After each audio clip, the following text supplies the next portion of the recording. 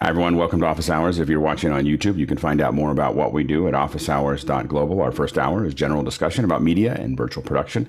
Second hour is usually something we want to spend a little bit more time on. Today, we're going to talk about office hours, like how this all works. We're going to be kind of looking at what we've been doing over the last month or so, and talking about what we want to improve and how we want to make it better and what's working and what's not working. So we'll be talking about that in the second hour. And again, if you want to find out more and see the schedules, we put them out every Monday. You can see what's going on, again, at officehours.global. Now we're going to throw it to Mitchell. Mitchell, what do we got? Thank you. And first question comes to us all the way from Chad Lafarge in Columbia, Missouri. Can Guy say if DVEStore provides an employee or birthday discount benefit? Guy? We do let employees buy things at cost. So, yeah, come work for us. We're hiring. So I'm ready. Okay, I'm coming to work for Guy. Hardware at cost? That's awesome. Very good. So, and you're hiring right now, Guy? You're expanding? Yeah, we're looking for salesperson and marketing people. So those are the two open positions at the moment.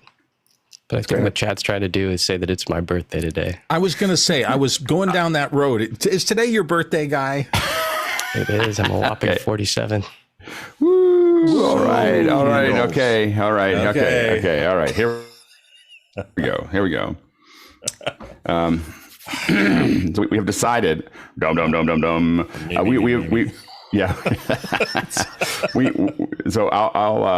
have somebody else lead it. So one person has to lead it, and everybody else, the key is just try to sing with that person.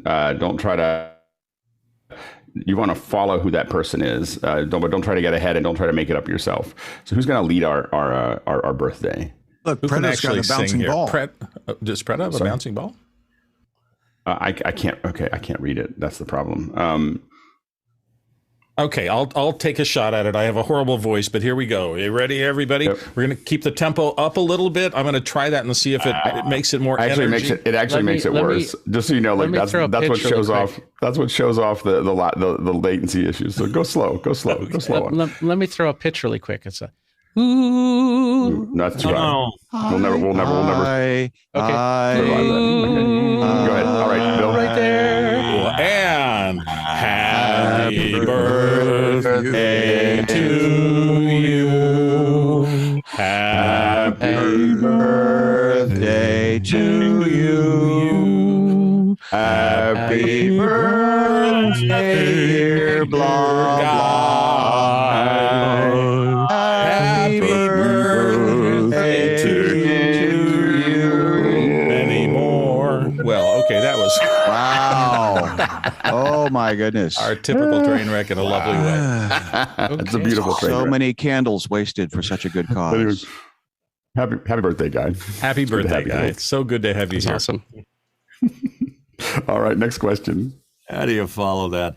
Jacob Goodnight from Indianapolis, Indiana. When using professional cameras as webcams and adding audio delay to ensure lip sync, do you find the 100 to 250 millisecond additional delay impacts fluid two-way communication? How do you minimize this added delay while maintaining sync? It absolutely affects it. I mean, and so you do, one of the things we talk about a lot is can we get that down lower? And so when a lot of us have these two systems, it slows it down. That we are hearing each other 100 to 250 milliseconds later. Zoom slows it down another 250 milliseconds. And so there is this lag. So it's there, and we work over that. And some of the tools we have in the back end and everything else are to mitigate some of those problems. So definitely delay is a challenge. And, the best way to get rid of that delay is to embed in the camera. A lot of problems, we just don't have as much control when we do that. But when we embed into the camera, then we're at zero delay, because that video and audio generally are coming in there. Zero delay from our system. Still going to have the 200 to 250 milliseconds of delay that Zoom adds just to get to us over the public internet. Go ahead, Bill. I do think it has an impact on it. I will tell you that in my years of doing back and forth stuff on various things, broadcast and other things, rhythm is something that human beings try to achieve. And when you're talking back and forth in an interview situation or something, it's been interesting to me that sometimes I fall into a really natural pattern when I'm talking to somebody and the back and forth is right on time and I feel like it's organic. Other times, a different person, we're just out of sync. And so trying to get that flow becomes something that you have to, I think, instinctively get into. The delay in technology will impact it. But I think if you get into a situation where you see that over and over again, you can adapt to it and get used to it. I try to just pay attention to the person and try to interact with the person, and whatever delays are in there, they're going to be what they're going to be. Yeah, go ahead, Mitchell. Plugging directly into the mic, I think you referred to it as embedding, not plugging into the mic, plugging it into the camera will mitigate that issue. Yep. Next question. Next question. Nice try, Bill. Next question comes from Mitch Hill. What was the first nonlinear editing system you learned from? Go ahead, Guy.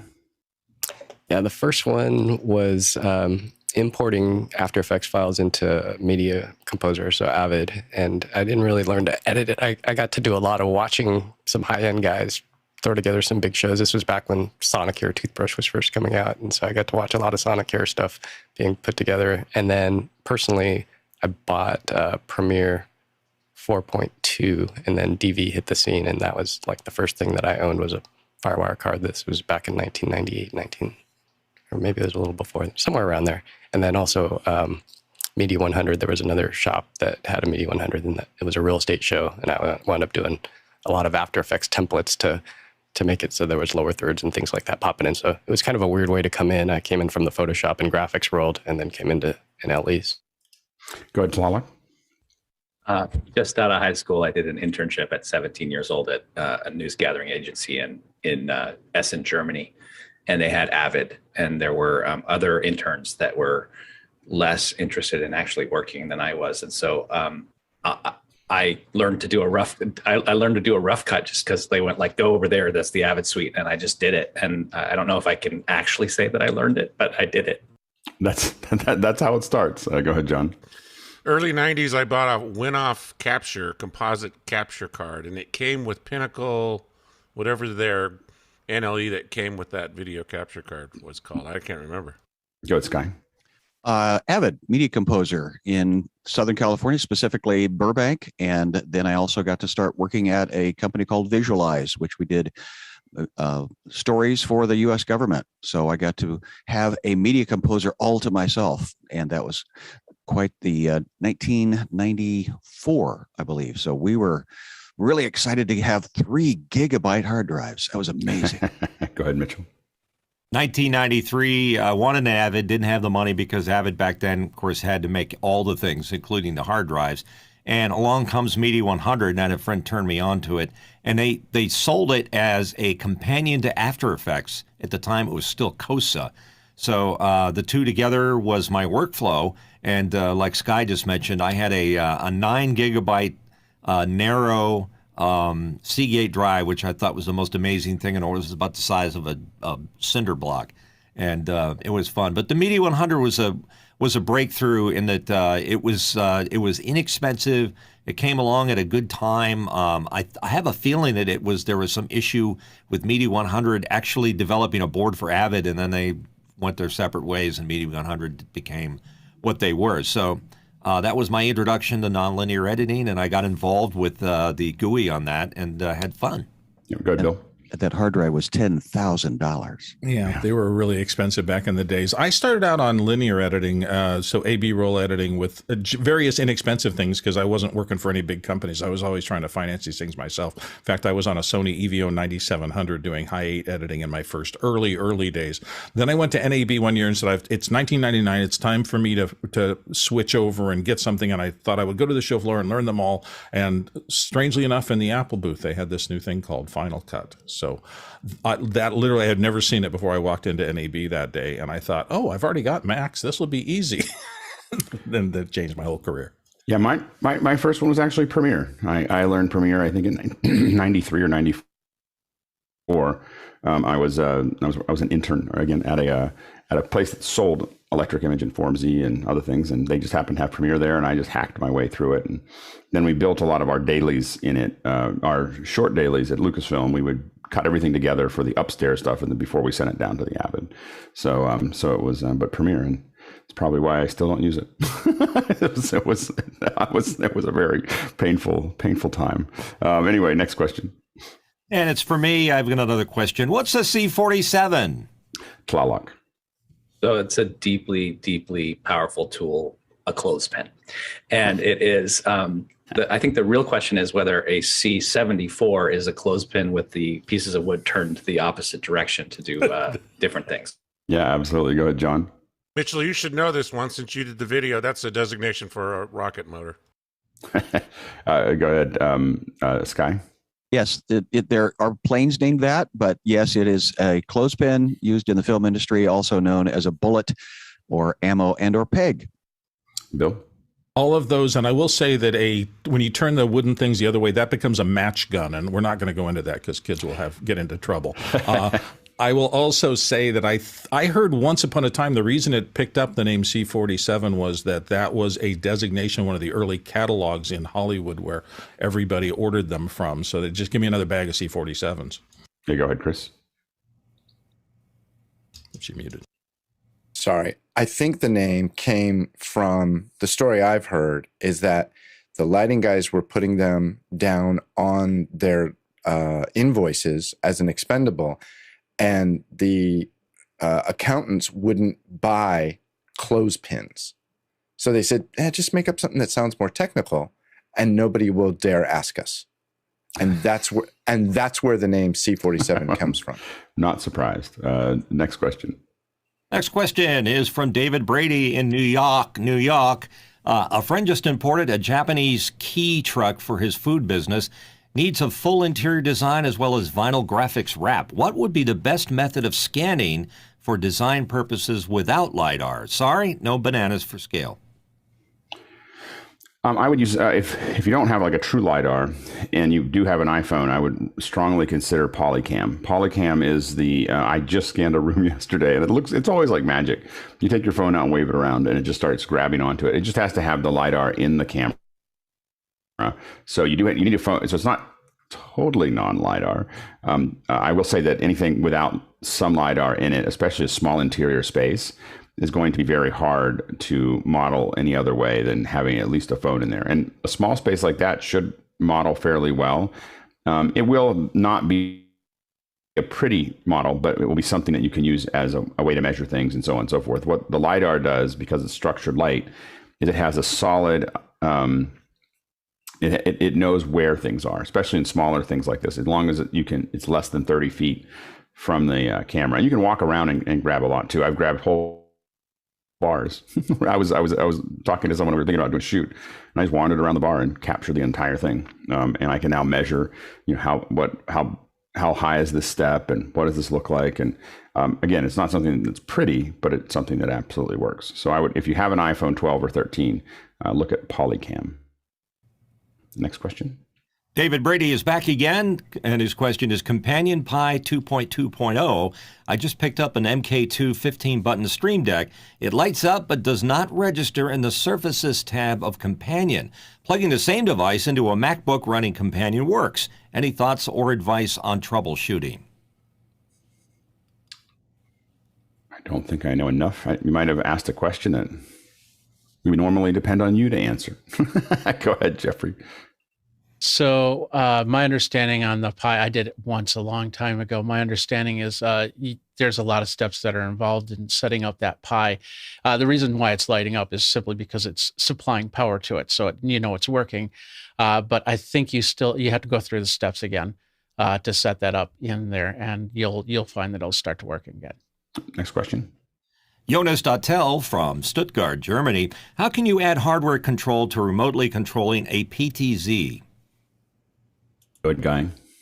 I thought he'd never ask. See, I didn't throw the softball to myself this time. I had my friend throw it to me. So that's how you play ball. You have your friend throw the ball to you. So I want to show you guys something pretty cool. This is a setup that I wound up finally getting the hub off Amazon this morning for $29. So I completed my puzzle. So this isn't super expensive. I know people are probably thinking that's out of control, but the camera's $1,250, and then the controller I'm about to show is $650. So what is that? Like under $2,000. But the secret sauce to remote controlled is these BB1 devices. So like yesterday, I'll cut over to the LA camera, which is is that Wonder Woman or Xena, Princess Warrior? I think it's Wonder Woman. Wonder Woman. Okay. So here's the controller. And you can see that it's pretty dang fast. And this controller is made by a company called PTZ Cam. I think it's kind of like a Chinese knockoff type thing, but it's one of the few ones that I know of that has a screen. So you can actually, from the far end, you can see the image. So that's an RTSP stream. So it's got a decoder built into the thing. So how much is that? That's $650. So, and you can control like 100 cameras off this one. And so you can store your presets. Like I'll say call preset 5, enter, and then there's, how fast that happens. But anyways, I wanted to kind of follow up and let you guys see what it looks like, because I got that little $29 hub this morning. So against what was the BB1, hub? What was the $29 part? The hub. So if you look at the diagram again, you need a hub to be able to hook into the BB1, because it only has one Ethernet port. So I needed more. So and when you say hub, just a switch. It's a switch. Just a switch? It's a little TP-Link switch off of Amazon. Just a little 8-port. Yeah, but it works. I'm really impressed at the speed of how when you actually move, like it's quick. Right. And again, this part is full SRT coming in at 5 megabit. Yeah, I'd love to ping something on the other side and know like what is the actual latency to get through that pipe. It'd be really interesting to see. So what I'm curious about, is it going to the cloud and then going down, or is it connected into hardware? It's just doing the handshake. Yeah, so the handshake happens in the cloud. So you do have to pay like $49 a month to have that handshake thing. But the cool thing is, if you're going to like a hotel or you're going to different venues, you don't have to worry about all that IP stuff. It does it for you. It figures out, checks in, and says, okay, I know where you're at, because it has like this authorization token. And that's how it communicates. And really it's a slick setup. DataVidya is the first one that I know that's doing something like this. I'm wondering, is this going to change the industry? Like who else, Blackmagic or AJ, or who's going to do something that's more refined? Like this is a little funky, but it's working. It feels like Blackmagic could, now that they're kind of going into the cloud, they could theoretically have everything start to handshake with each other. Where, because you kind of have that on your LAN with the switchers. The switchers will see each other. And even if you don't have their IPs, if they're on the network, the app will see them that they're there. So it could be theoretically extending that even further with some kind of cloud handshake. It'd be really interesting. Because how were you doing it with like Nate when we did Mad in the Kitchen? What kind of connection was that? Meraki. We gave him a VPN to his laptop, so he was getting internet in one part of the laptop and then sending it back out with providing Ethernet, sharing his internet connection via Ethernet. But in there, he's got a VPN connection to our Meraki. And it feels fluid, like it's fast, like push a key and it's... Oh yeah. He cuts shows all the time. So it's cool. So he cuts shows for us all the time through from his office. There is I don't know if I'd have him shoot sports, but I think that like, for instance, we're going to have Marcia, who was calling the show before with the concert that we were doing, but there's a latency of whether it's Chris or me, us hitting the buttons after she says to go to something. And I think that we'll cut that down a little bit by her just doing it. But still, I think that there's going to be what we were able to do when we were sitting there is, if she says, just take it on the next bar, then we know what that is, and we can keep that zero latency down just from her instructions. Whereas when, for her, she'll be behind by a certain amount of time. So we have to we're still trying to figure that out. But anyway, but the connections took perfectly smooth. Yeah. And when we look at it, we don't notice it at all. It just looks like he's cutting a show. Is Marcia at the other side? Is she listening just on Unity through the internet? Because I was hearing that there's a little latency. If you go direct, like through cellular, it's even faster to go through cellular. Is that? She listens to it via Zoom so that the audio and the video are synced. She didn't want to hear it. She did hear it faster through Unity, but that made it more confusing. So yeah, but we're still working on it. And I, by the way, I was hanging out with Marcia here in LA yesterday, and I think we're going to have her on to talk about what she does. So to give us a little bit of background. So there's a second hour coming. So I asked her if she wanted to do that. So we're looking forward to that. Tlaloc? Yeah. So thank you, Guy, for telling us about this. This is really, really cool. One of the things that we were working with and trying out a while back was Visca over Streamweaver, because those packets, each of those control packets are fairly small. So if you can package them up and then stream them. But what it sounds like you're talking about is so great is that the handshake is negotiated by this service, and that's really fantastic. So I definitely want to try to get my hands on that. Yeah, go ahead, Chris. I just wanted to comment on the Marcia timing, cutting on the beat thing. I found that experience was really fascinating because it does open up a lot of timing issues. And afterwards, I got into a kind of a heated argument with 1F about how to do it. And he was like, "Oh, you just have to do this?" I said, "No, you're calling a show. If you're calling it remotely, you're calling a show that has already happened. It's already happened. And there's nothing that you can do that puts you in the same." Bill, your camera keeps going live. Is your mic open? No, it was muted. I've seen it happen 4 times today. I noticed it came to me when I was just sitting here quietly. No, I think that we have the crew's a little bit just because we're talking about the show. So I will let it go. Anyway, so at any rate, it got really heated, and we didn't come to he didn't come to an agreement. But I do think you agree with yourself is what you're saying. You totally agree with yourself. I completely agree with myself because I'm right. It's the easiest way to go. It's the easiest way to go. And Jeff, I will continue this conversation whenever you want. But I think the solve, I agree, her cutting the show herself will get it a little better, but not right. I think the real solve is to have a trusted relationship between the director and the TD, and the TD needs to be on site. I think that's the best way to do it. Yeah. And let the TD know where you want to go, and let the TD take it when it's right. Right. Yeah. And I think that for things that were mission critical, of course, we're doing tests and training, is to bring the TD in. I think that it's going to be hard for music to ever really do that. Because it'll take forever to get to a point where that dance goes well. That's a dance that has to happen maybe every day. If you're doing it every day and you're sitting there every day listening to her and she's talking to you and you get into a thing like you just know what she wants, that I think you could get to that implicit, control. But I think that's the real challenge, with that process. We also think that, right now our latency over 300 miles is about 75 milliseconds a leg in private fiber. And we think we're going to be able to get that under 30 milliseconds a leg. So under a frame.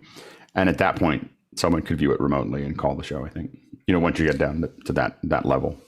I also wanted to say that it was really fun to be a part of that. Thanks for opening that up. And I felt like it was really one of those Alex Lindsay, you want to go on a ferry ride moments. And I will say that when Alex says, "Hey, we're trying something new. Do you want to help?" You always want to say yes.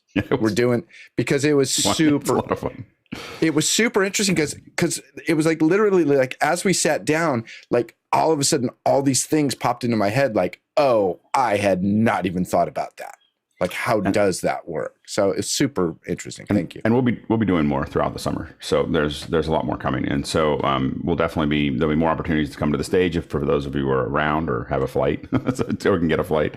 The stage is pretty cool. And then there's just a lot of it is we'll have a lot of opportunities to do that. I think I'm trying to do it at least once a week. And the last thing I'd say is if there's anything, Alex, that you can do to forecast those things further in advance. I know it's hard, but it's been hard because we just didn't know what was. We're trying to push it out. We're trying to push that horizon events away from us. We're hoping to do another one so that it's been mostly like, and we now are ready to go. And it's been jostling between it, and we're the stage is there for a different reason. So we're kind of between shows. So it's kind of like, and we have it. Let's do this. And so there's a little bit of that as well. So, and the reason I say that is if you do have the means and you have the capability and you think, oh, he's doing it in a week, I could get there, I would highly recommend go. It's fascinating to be at the bleeding edge like that. Yeah, it's pretty cool. All right, next question. And it's from Nick Batt in the UK. Really interested about your plans for NAMM. How are you going to do the bidirectional comms, panel to presenter? For real-time questions and interactions, are you using LiveU or siumillar? Go ahead, Slalak. So I mean, I have to admit that my knowledge about the LiveU and the bonded cellular is less. But what I do know is that using Zoom in the way that we use Zoom is a really good way to have bidirectional communication that is low latency. And so the idea would be, in my head, that we would have one ear of comms for the reporter and one ear of Zoom for the reporter, so that there is literal low latency communication between the anchors, what we're calling the anchors on the panel, and the reporters. Yeah, it'll be interesting to see that the real challenge for us is to see where does the internet work and where does the internet not work, and what we can do. So each one of these is going to be us kind of figuring out that two-way conversation. What we did when I did it years ago, I was talking to a friend of mine who was I did it a couple of years in a row for a bunch of events, Macworld and NAB and CES. And one of my friends was one of the 4 people that did it for 8 hours straight with me. I mean, we took like a break, but he held that camera, for 8 hours. And I think he had PTSD when I started mentioning that I was doing it again. And anyway, but one of the things that I had is I just literally had someone in my ear on a phone. So we have to remember that we can look at doing something really complex. And I think that Zoom may work really well, and we're definitely going to test it. The main problem is I don't know if we'll be able to pass video in a crowded environment. Now, NAMM is a lot smaller than NAB, but I think that it just all depends on the venue and what the cell towers are like, and everything else as to whether that's actually going to get through. And even the phone could be an issue. So we're still trying to figure out what might be possible as far as that two-way, and we're going to have to kind of, I think, probably dance with it a little bit as far as figuring out what's possible there. Go ahead, Guy. Yeah, I've been to that show, and it is loud. It is really loud on that floor. I mean, you got people playing keyboards and synthesizers and drums and guitars, and it's so loud. So an open speaker was one thing that I wouldn't mind suggesting as an idea just through Zoom, but really an in-ear. And if I'm going to be handing somebody an in-ear device, I really want to give them a disposable one that I just say, keep it like it's yours. Yeah, no, absolutely, Bill.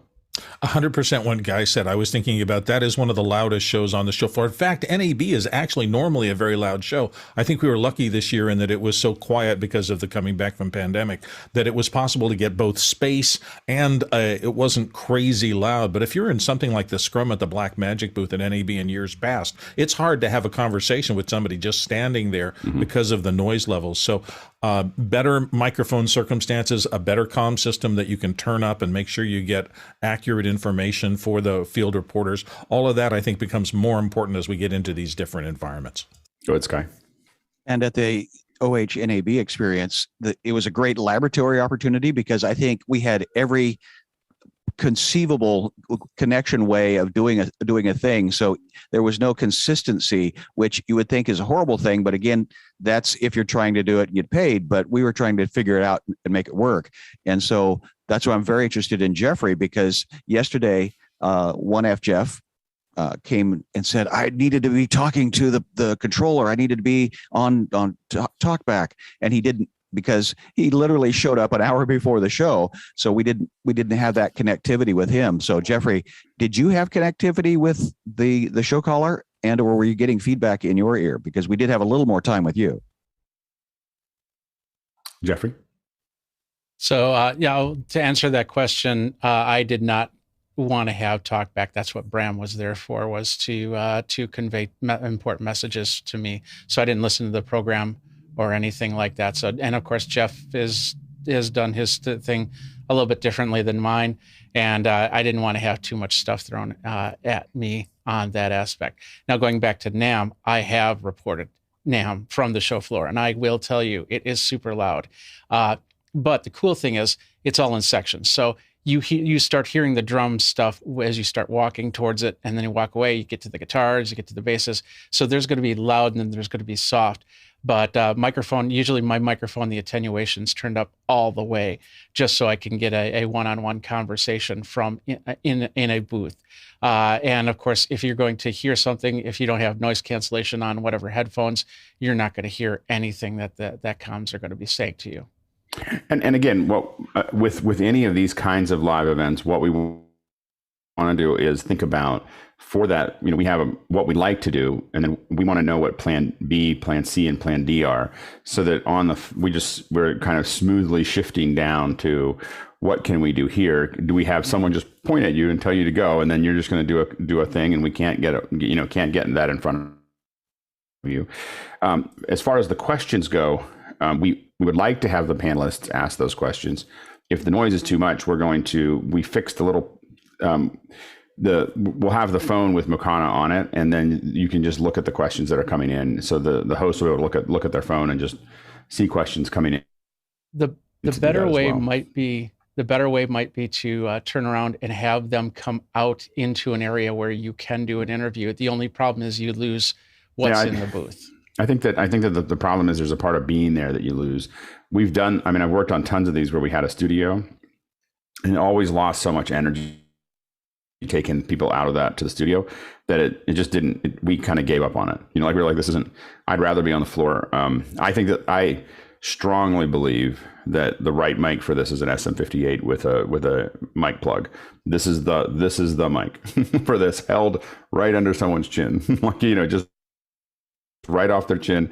Everything else, I've found very few places that will not work. If you get it, as long as the mic placement is good. So we'll see how that goes. Next question. And it's from Nathan Cashin in Oregon City, Oregon. I want to record some videos at home, but I'm struggling to find a good location, appealing background with some depth, not too much clutter. What all do you look for? Any tricks to working with the available space? Go ahead, Chris. Well, the obvious thing is maybe you're living in the wrong home, but a different house could help. If possible, we have on many occasions just gone and rented nice hotel rooms. But again, I realize what you're doing. What you said in your question is what you're looking for. You're looking for depth. You're looking for something that's not perfectly straight on. Look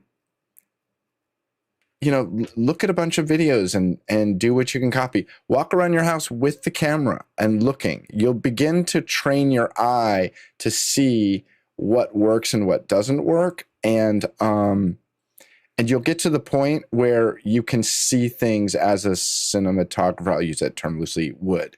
But think outside the box.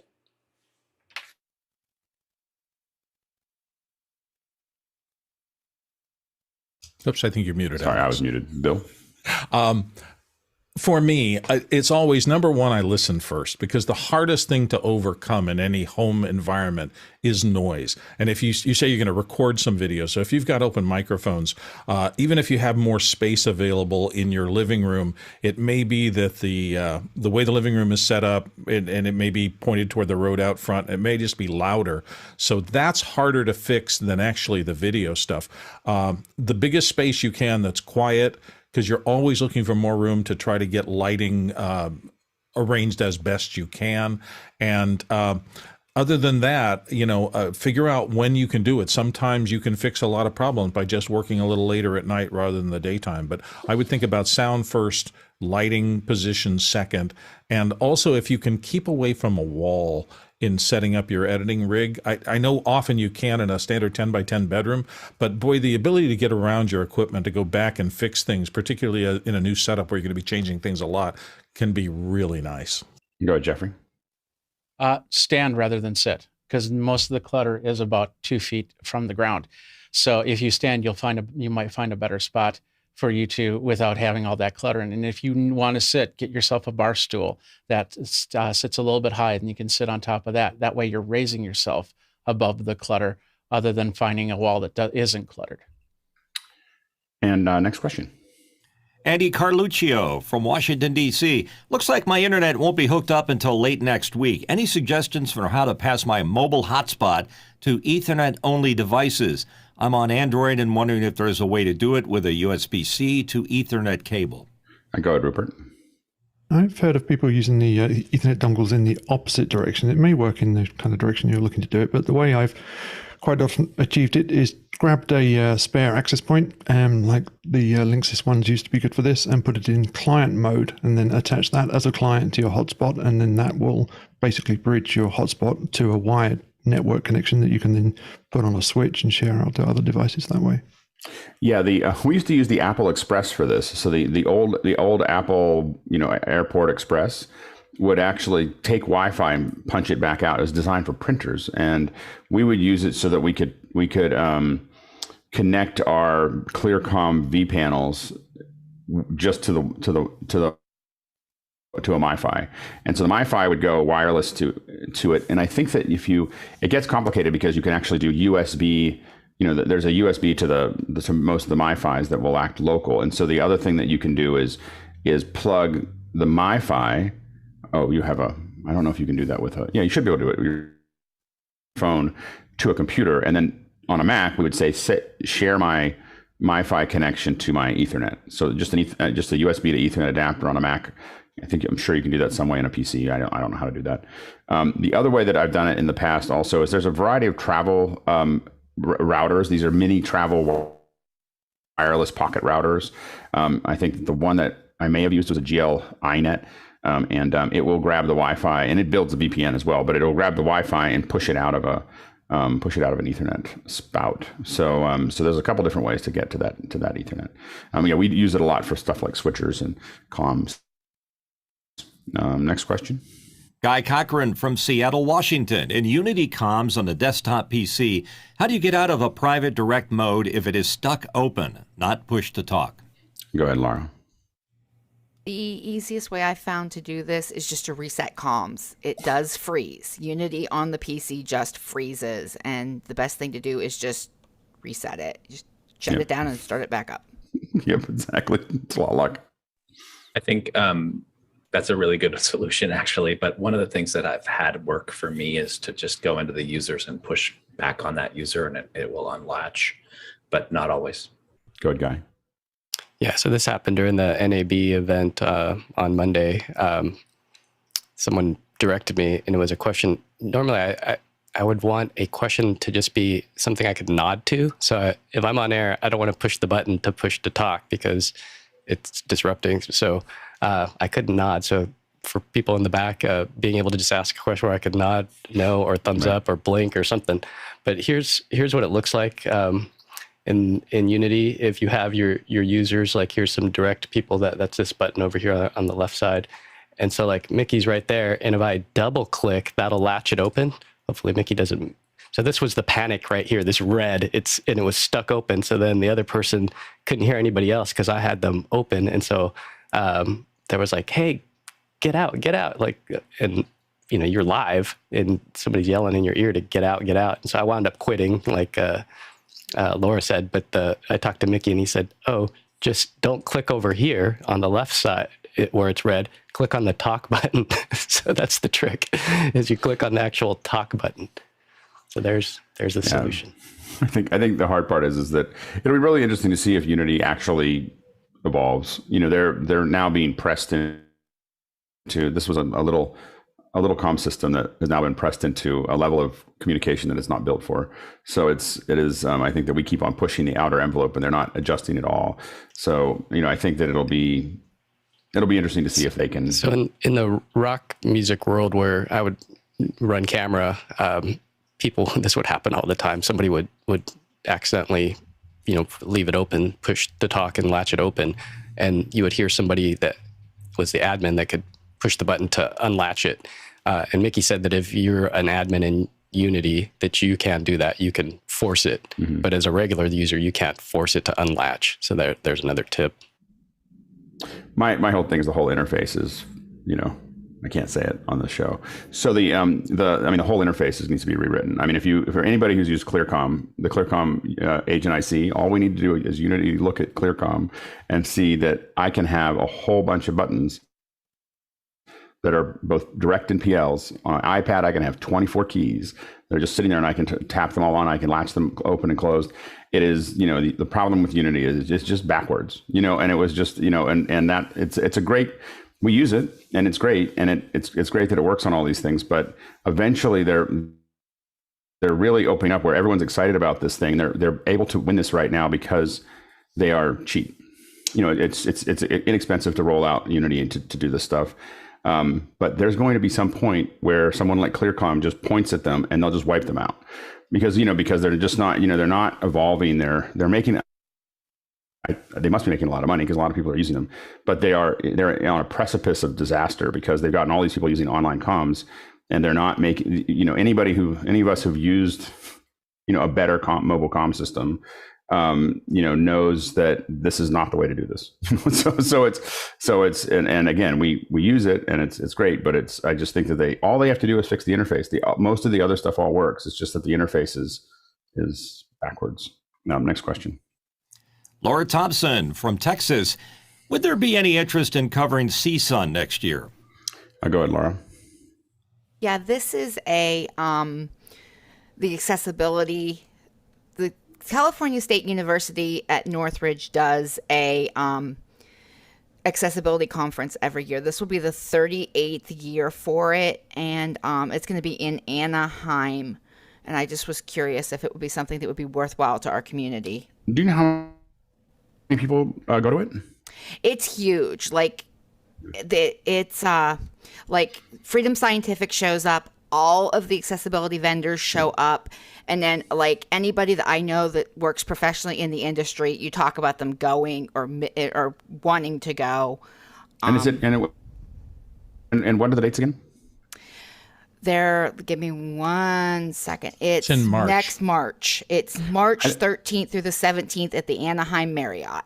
I think that we should definitely put it on our calendar and see. I think the big thing is that even for folks who may not necessarily, this might be done in the middle of what they're studying, it's getting good at covering these things, and it's a place to exercise your skills, and for us to figure out how we're going to do all these comms and different flows. And I think it would provide a really important service for people to get it. And then what we have to figure out is if we're going to do it at an accessibility conference, we're going to have to figure out where are we going to get the all the captioning and everything else. We better not do a live stream from there. So it could be a really, what I see is this could be a lab for us to figure out how to push the envelope of accessibility. We might not be able to do that every day here. We might not be able to do it on all of the shows that we do, but there's one show that we're going to cover, and we'll find some partners that will work with us on it and work with, what if we have ASL interpreters and we're doing closed caption and we're doing all these other things, and we're kind of figuring out how these all work. And this could be the once in a year where we make it at a lab and figure out what can we do on a day-to-day basis as well. So I love it. So let's get that into our calendar. And again, with any of these shows, it's a matter of 3 to 6 people deciding they want to do it, and we can execute it. Yeah, go ahead, Laura. I believe I have sent you the link to this in Discord so that you have it. Yeah, that's great. And send it to Noah too. So Will do. So Noah's been kind of heading up a lot of the thought process here, and we're talking through it. And so we'll keep moving that down the path. Go ahead, Bill. I was just going to say, what could be better aligned with the office hours idea with no one left behind? It just fits like a glove. Yeah, absolutely. Next question. JHB in New York, when using a push pan tilt zoom camera in an outdoor environment. Is there a way to add an ND filter to it? Thanks. Go ahead, Bill. You can add neutral density filtering to almost anything. Whether it's easy or you have to kind of rig it up depends on the kind of camera. Pan tilt zoom cameras, there are so many different kinds of them. Some lenses, and you're really talking about adding something to a lens. Some lenses have threaded threads up at the front end of the lens. Some do not. Some have the ability to add something. A traditional way to add neutral density on a cinema camera is to use a matte box. So some cameras it may be possible to do a mini matte box on them and put an ND slide in. Others may not have anything you can attach to. And in those circumstances, if the lens doesn't rotate itself, or even if it does, but that's not part of the focus mechanism or something, you can just use neutral density filters and a couple of pieces of gaffers tape and maybe a set of rubber bands around it to make sure it stays on and knock it down in terms of exposure that way. So there's always a way to add neutral density. You just have to get it into the right situation. Good guy. Yeah, exactly what Bill said. There's a lot of them that have threads. You just got to be careful about the weight. If you add too much weight onto the head, if you jury rig something together. But yeah, even like a sunglasses, like if you can pop out a pair of cheap sunglasses and get that piece of plastic and put it over the top. Yeah, we've taken the neutral density glass, that you would get for a matte box, and then we've actually cut it. So you use a glass cutter and you actually cut it to size, and then printed little things that will pop onto it so that we can, so then you can snap it on. So it became an art project. I mean, it was like a week. I was figuring out how to a person a week to get it just right, because you have to. The problem with the plastic is that it wrinkles just a little bit, and then you have all kinds of weird little highlights on it. So that we found that the glass was better, but the problem is you want to get thin glass, because otherwise it changes the weight coefficient, and the thing will start to vibrate. The motor will not think that it'll think something's wrong. so we had to play with that. But a printed holder, we couldn't print the threads. Our printer wasn't that high resolution. So you have to kind of think through that process as well. Usually, if they have threads, they have something that you can get to it. But we were improvising. Go ahead, Tlaloc. Just be aware if you're using the ND for lighting, the gel, that it doesn't have the right kind of reflection coatings. So you may actually see the lens inside. You may see a reflection of the lens inside of the camera. And if you are going to go there, make sure it's as close as it can to be to the glass, super, super flat and super, super clean. And again, we've never been successful with film doing that. For us, we've always used the glass that came from a matte box that was, like one of the ones you'd slide in. We started with that to start working on it. Next question. Chirag Cheetah from Dallas, looking for suggestions for small portable digital soundboards for corporate events to do a mix-minus for hybrid events. Go ahead, Guy. I just read that he said boards. Dang. I was going to say, you didn't say price, so here's the mix-pre 10 with XLR out. So that would be one way if you need to run off batteries out in the field. Go ahead, Jeffrey.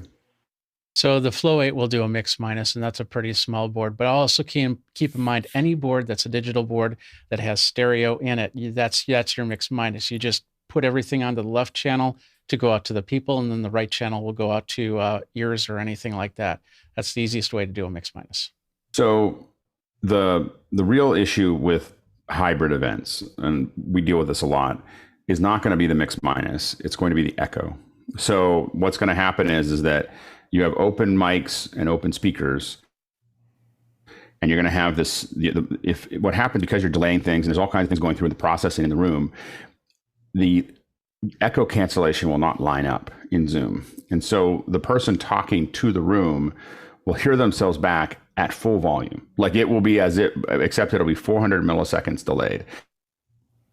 And it will make them, you'll see them because they'll kind of they'll look down and they'll look glazed and they'll try to talk and they'll stutter. It's because they're here, and sometimes they won't even tell you it's happening because they're just trying to do their presentation there in front of 200 people.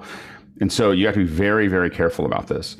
The way to make that work is we found over a long time is you want to do you need a mixer that will do Dugan auto mixing. Now the mix pre's have an option that you can buy that's an auto mix. I don't feel like it has enough controls in it to do what we're used to doing with Dugan. Dugan, if you get a mixer with it, it's going to have more controls that you can kind of tweak to get this just right. I will admit that 99% of the ones that we've done at a high level for really important clients have all been done by Brian Maddox. so like literally, I just throw Brian at it, and Brian sits there with AutoMix and figures it out. And so, that auto mix is what's really important beyond the mix minus. The other thing is that the remote participant that's going to speak into that room needs to absolutely have headphones. They cannot have open speakers, because that return will then get, if it's opened, it'll come right back in. And that's, do a search for Edward Snowden South by Southwest, and if it's still on YouTube, if they left it on there, you'll hear what happens when you don't do that. So it's pretty ugly. So anyway, so that's more important than the mix minus. So what I would say is that if someone said, I'm going to do this in a corporate event, it's not the mix minus that I would worry about. I would put an X32 in there. Like that's what I would put in, because it has the tools that you need to do that. You might be able to pull it off with an XR18, but an X32 is the minimum. I will not go into a room with something less than that if I'm going to have anybody that matters in there, because it's just, you need those tools to be able to get this right. You also want to rehearse a lot, with the person that's going to speak with the room. This is a technical integration. Next question. Next question from Jonas Dottel in Stuttgart. What do people think about the remote control of Blackmagic design cams using streaming bridge that was announced 2 weeks ago? Go ahead, Guy. Yeah, I believe this is still a beta item. When you look at the Blackmagic camera setup 7.8 public beta, there was a couple things that were added to the G2 in particular. I don't know if this was the same one that he's talking about that does all BMD cams, but on the G2 specifically, there you can now stream out to mobile phones, Ethernet adapters, and it adds a streaming menu, so you can go direct to YouTube, Twitter, and then you got camera control back to the camera tally. But this is all for the G2, not for Blackmagic camera, like not our 6Ks and 4Ks that a lot of us own. So this is pretty specific. If the 12K, if the 12K, it's not the 12K either. It's specifically the broadcast camera, because that's kind of what it's meant to do. It's broadcast. The 12K is more of a film, it's traditional film camera. So I'm excited to try it. I have one on the shelf that I want to go open up, but I kept walking by it last night. I was like, I should grab that camera and go try it out. So maybe I should grab it and go into after hours and install this beta on it and see what it does. Absolutely. Hopefully you'll do that, and then you can throw yourself a pass later and show us how it turned out, or get Jonas to throw you a pass. All right, next question. John Snyder from Reno, Nevada. Is there a channel in Discord where we can start coordinating future events? I'm happy to help out, but need to know far enough in advance to set the time to do so. Yeah, we'll work on get this more organized. I just felt like NAB was such a success. It was time for us to start doing this. And so, and we've been threatening to do it since almost day one, and I've obviously done a bunch of them in the past. We're going to put some stuff up. We're just getting started. We put out a call. If you're watching on Discord, we put out a call for action in the Alex announces. I will eventually, when I get home, get it into the emails. But we already have 20 people interested in Cinegear, and I think I have 5 or 10 people that are interested in NAMM. So we're gonna, we'll push it harder as we go through, start into next week. And then, our goal is to start doing meetings on any one of these. We're going to probably have weekly meetings where we just start talking through it and figure out who's going to do what. There's a group of people that are ready to be on the ground. There's a group of people that are ready to be helping from afar, and we just got to figure out what that breakdown is. So we'll start working on that next week. And, each one of these will get better. But you should expect that, what the big thing to decide right now is, what you, whether you want to be on site or be online, and the kind of things that you might be interested in. We'll be talking a lot more about it next week. Next question. And it's for me. Can you test licensed music on YouTube for clearance? Go ahead, Jeffrey. Highly don't recommend to do that. However, YouTube is now coming out with a beta. It's now in beta. It's a new YouTube music area, which you might be able to find your licensed music and be able to get a license for that, for what you need to do.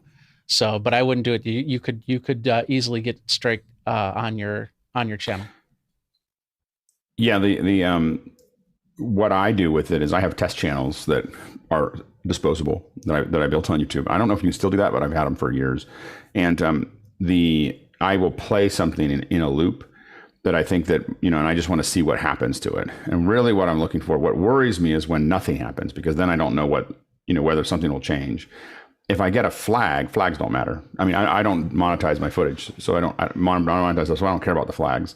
If you care about monetizing your YouTube channel, then you care about the flags because it'll demonetize that video.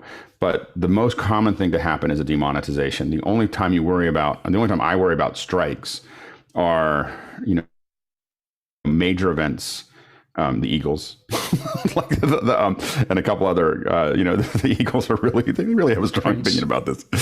Prince, yeah. So there's a couple people that are super, but outside of that, I'll play it into one of my test channels for a loop for an hour and just see if what rolls up. If it rolls up as nothing, then I'm a little worried because that means I don't know. But if it rolls up as a flag, if I get flagged and demonetized for that video, that usually to me means that they've made a decision, like that's what they're going to do. And so then I decide whether that makes sense for my video or not. I believe that for uploading music, I'm doing that for live to see if it happened. For uploading music, I thought YouTube put in a feature that basically pre-checks your video before it gets uploaded, so you don't get striked. So so if you're uploading something, you can upload it when you go to upload to YouTube. You can have it pre-check that video, and it'll tell you, hey, you've got stuff in it that isn't going to work. So they've been trying to keep people away from getting those strikes. Go ahead, Jeffrey. Yeah, you can upload it, but it has to stay in the mode until it gets checked. Otherwise, if you instantly just put it public, then you're at risk at either a strike or a slap at the hand at best. Yeah, and so again, I haven't seen a strike on anything, and I'm pretty I test the edges, and I haven't seen a strike on something that we've done for maybe 6 years. Like it was a real problem for a while. You just get strikes all the time. You play bars and tone and you get a strike. And I think that YouTube built better tools and also did better education with creators and when I say creators, like bands and musicians and that, hey, that's a really heavy-handed way to deal with this, and you might want to back off a little bit, or and I think that people did.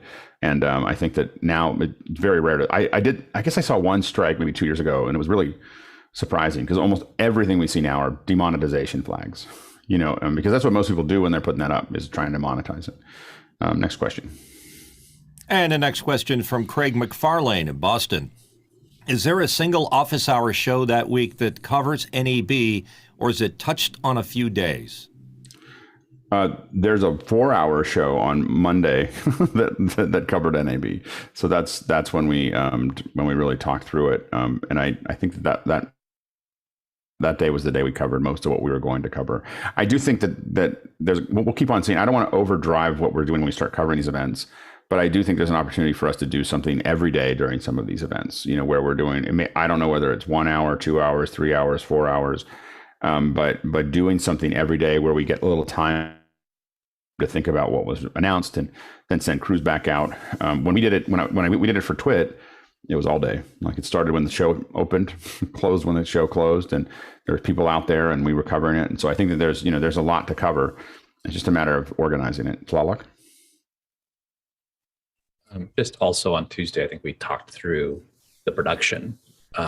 So if you want to look at the production, that's the Monday show. And if you want to look at what did we do and what could we do better, that's the Tuesday show. And I'm thinking that because we're I'm looking at our schedule next week. There's a couple things already scheduled in there, but I am looking at on Monday possibly coming back to this and going, okay, we now have a week since then. As we look at the new shows coming up, maybe brainstorm what we want to do with those, because I think they're a lot of fun and they're just a great opportunity to experiment. Go ahead, Sky. The reseller Key Code is doing an event at different cities around the United States. I'll be participating in the one here in Seattle next Wednesday. So I don't know if that's something that they could stream externally, because it's going to be panelists on a stage, but it's definitely being sponsored by specific vendors. So they'll be talking about specific products, but that's a different opportunity. It might be. I think that we'd probably be more interested in bringing them to us for that. Sure.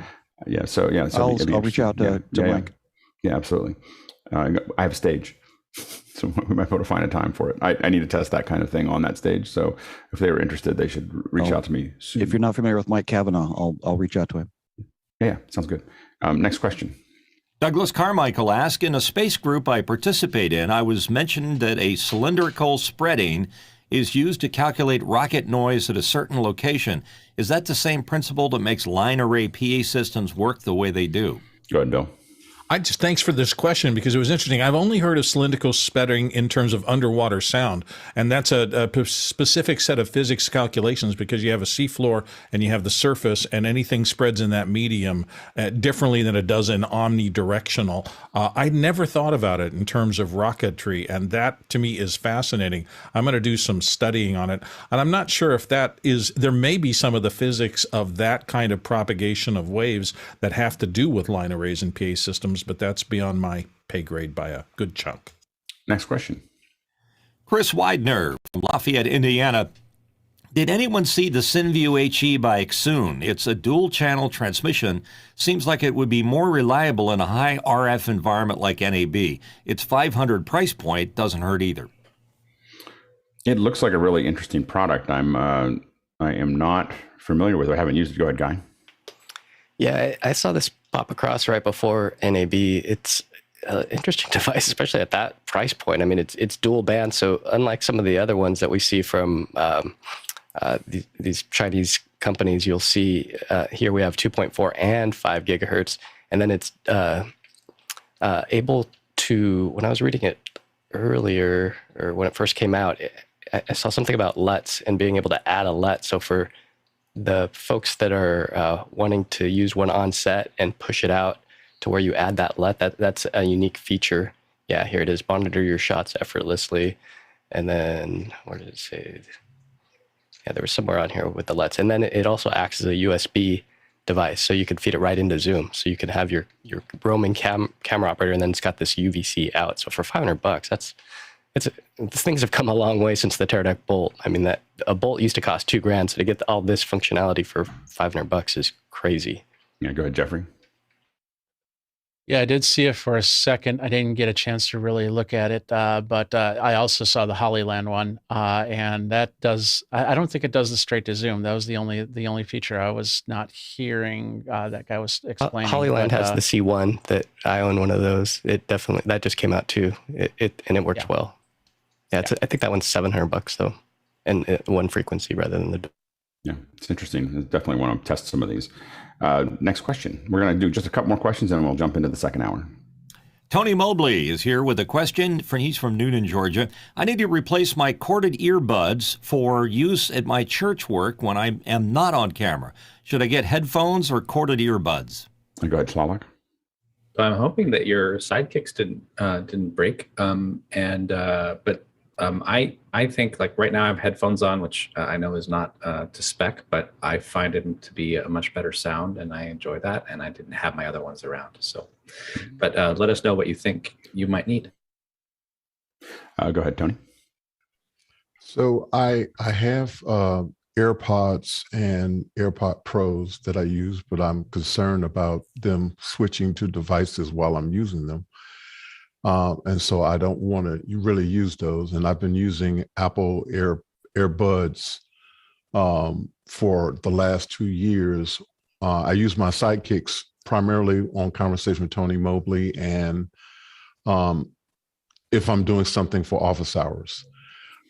I do not want to use my sidekicks every day because I want to save them for what I would call my premium use.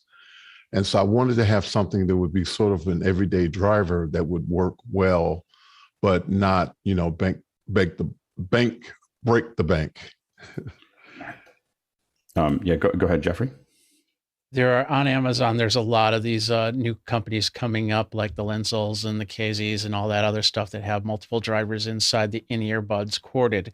What I would highly suggest, especially if you're around music, is to get the buds and then go down to the hardware store and get those cup headphones. They're not headphones. They're just basically cups that you've got ear protection.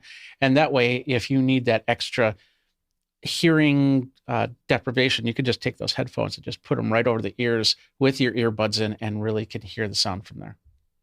Yeah, and the ones that I've been really happy with, just in my day-to-day stuff that I'm doing is the Linsoul I think the ZS10s or whatever. They're $70. They're an incredible amount of detail. They block out most of everything else, and the value is kind of stunning. So I also have the Bumblebees, and I use those when I'm really going to be on air somewhere because they are lower profile. But I did feel, to your point, like there was some wax buildup and some wear and tear that they were getting by me using them every day and having to rip them out, put them back, rip them out, put them back in, and they're much more expensive. And so moving to the Linsouls meant that they do fall apart. I'm using it every day, and now 4 months in, 5 months in, the little pieces have started to fall apart because I'm using them like 6 to 8 hours a day. And for that, if I have to buy a new pair every 6 months, it's okay. So I think that's the, and I'm trying to figure out the care for them to make sure that they don't do that. But they are not $300 headsets, but they are great detail, for that. Next Alex, question. would you mind repeating the ZX you dropped out if anybody wants to get that yeah, these are it's the Linsoul KZ ZS10 Pros are the ones that, or maybe they're the 10s. The Pros are the higher one. I have I started buying all these Linsouls, and I started buying the upper ones to see if they sound better, and they do. But I decided that the ones that were the $60, $70 ones are probably the ones for day-to-day on Zoom. The $60, $70 ones are perfect, for what I'm doing. So I didn't want to overspend that. Next question. And it's from Jamie E. from Alpharetta, Georgia. Trying to use camera control functions on the atem Extreme ISO to a Blackmagic Cinema camera 6K. Have no success. I've tried the usual power cycling, swapping, HDMIs, ensuring the cables are compliant. Anyone else having this issue? Any settings I'm missing? It is almost always the HDMI cable. Like every time I've had this problem, there's a couple people here that had an intermittent problem where the atem won't see it. You want to change all the inputs there, but when you say switching the HDMI cables, I guess I would say, which cables are you using? I'm using the unis, and they work every single time, and everything else other than the Apple ones have been every once in a while. they work. They don't work. We're going to go through these real quick. Next question. And whoever's managing the questions, if I start pushing them back, don't push them back forward again. Or don't put any new ones in for the first hour. Anyway, go ahead. Next question. John M. Gerard in Berkeley. Hi, all I saw on the NAB show, the best grip. I got the best cage from my iPhone 12 Pro Max. I have the 3 Canon 3.5 to 5.6 lenses. One is a 100 to 300 millimeter. Do you think it's worth it to get the DSLR adapter for $270? Go ahead, Bill. I think there's a typo in there. I don't think it's Best Grip. I think that he's talking about Beast Grip, which is a company that makes a lot of accessories for iPhones. When you get into long lenses on a camera, and he's talking about adapting an iPhone Pro Max, you do want a pretty good quality case that attaches a longer lens so it doesn't put stress on the camera or whatever. So Beast Grip is pretty well talked about in the industry, so I think it'd be worth a try. Jeffrey, real quick. I think it was the one we showed with Michael Cioni, and it looked pretty good. He didn't have any Canon lenses on it, so I'm not sure if there's a Canon adapter to it. Great. All right. Now we're changing subjects to our second hour. We're going to talk about Office Hours 2.0. So we have a bunch of questions lined up. If the panelists have anything, we had a question. We had I think the general question thing here, but somehow it got bounced back. There we go. So put your hand up if there's anything you want to add to your notes before we jump into the questions. But I think that we're getting ready. I think we're going to do this at least once a month, where we just kind of look at it and say, what do we want to adjust? What do we want to make better? Where are our hard points? And really think about how we can improve what we're doing. We'll kick it off with Tlaloc. So I just want to say I've been really enjoying working with this group of people, trying to make this thing happen, and it's just amazing. JJ, our stalwart keeping things moving. Dennis helping with graphics, Richard helping with training, and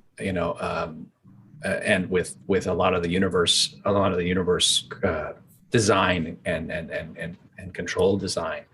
It's just wonderful, and there's so many others, that are every day working with us, RFIing, all of this. So all I can say, I hope on behalf of everybody here, is thank you.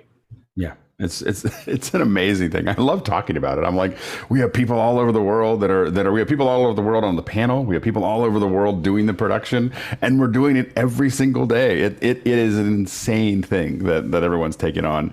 It should not work. And somehow we keep doing it every single day. So it is an amazing thing. Go ahead, Laura.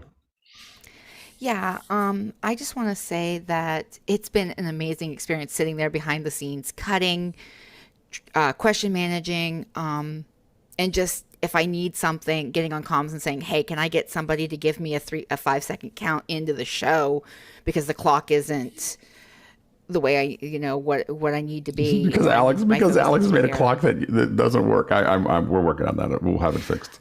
But anyway, I'll get they'll count me in whatever I need. I can just get on comms and say, hey, can somebody grab this? Can somebody do that?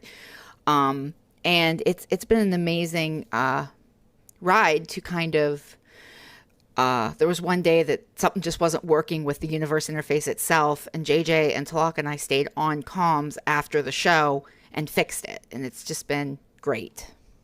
Yeah, it's fantastic. Go ahead, Guy. Yeah, I'd love to see a third hour even. I mean, the second hour is, after doing NAB on Monday, it just really hit me like, why couldn't the show go on? Like, everybody's in place already. Like, why can't we just keep going with Bill interviewing somebody, or, somebody else taking a stab at hosting something? So something to think about, but also just big hats off to the crew. I went in there a couple times in the behind the scenes and just watched, and I was enamored by all the work that goes into it. So, I mean, JJ showing up every day, all these folks, Laura, I mean, hats off to you guys for making this all work. I mean, the two ups, the look's getting better and better. I was talking to Jonas yesterday, and one of the things that I would love to see is a way to punch in an SRT or a streaming bridge so that we can get out of Zoom for those that want to play super hard, is punched straight into the constellation. So, I mean, a lot of us have atem minis, extremes sitting on our desk, and so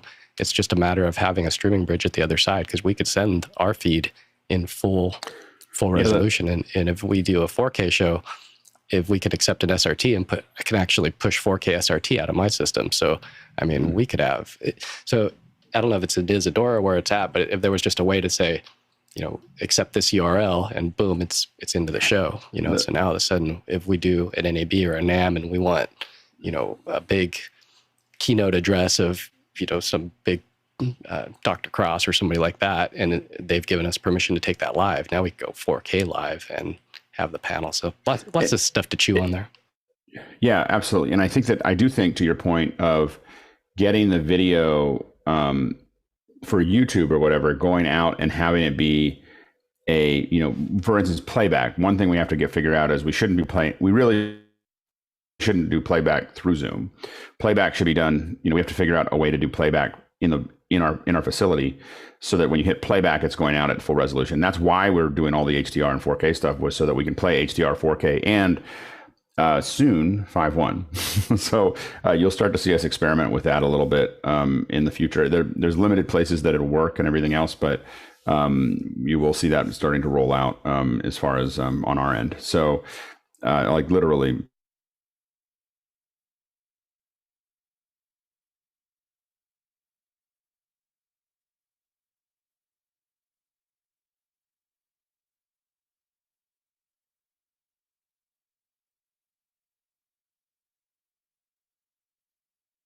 Zoom.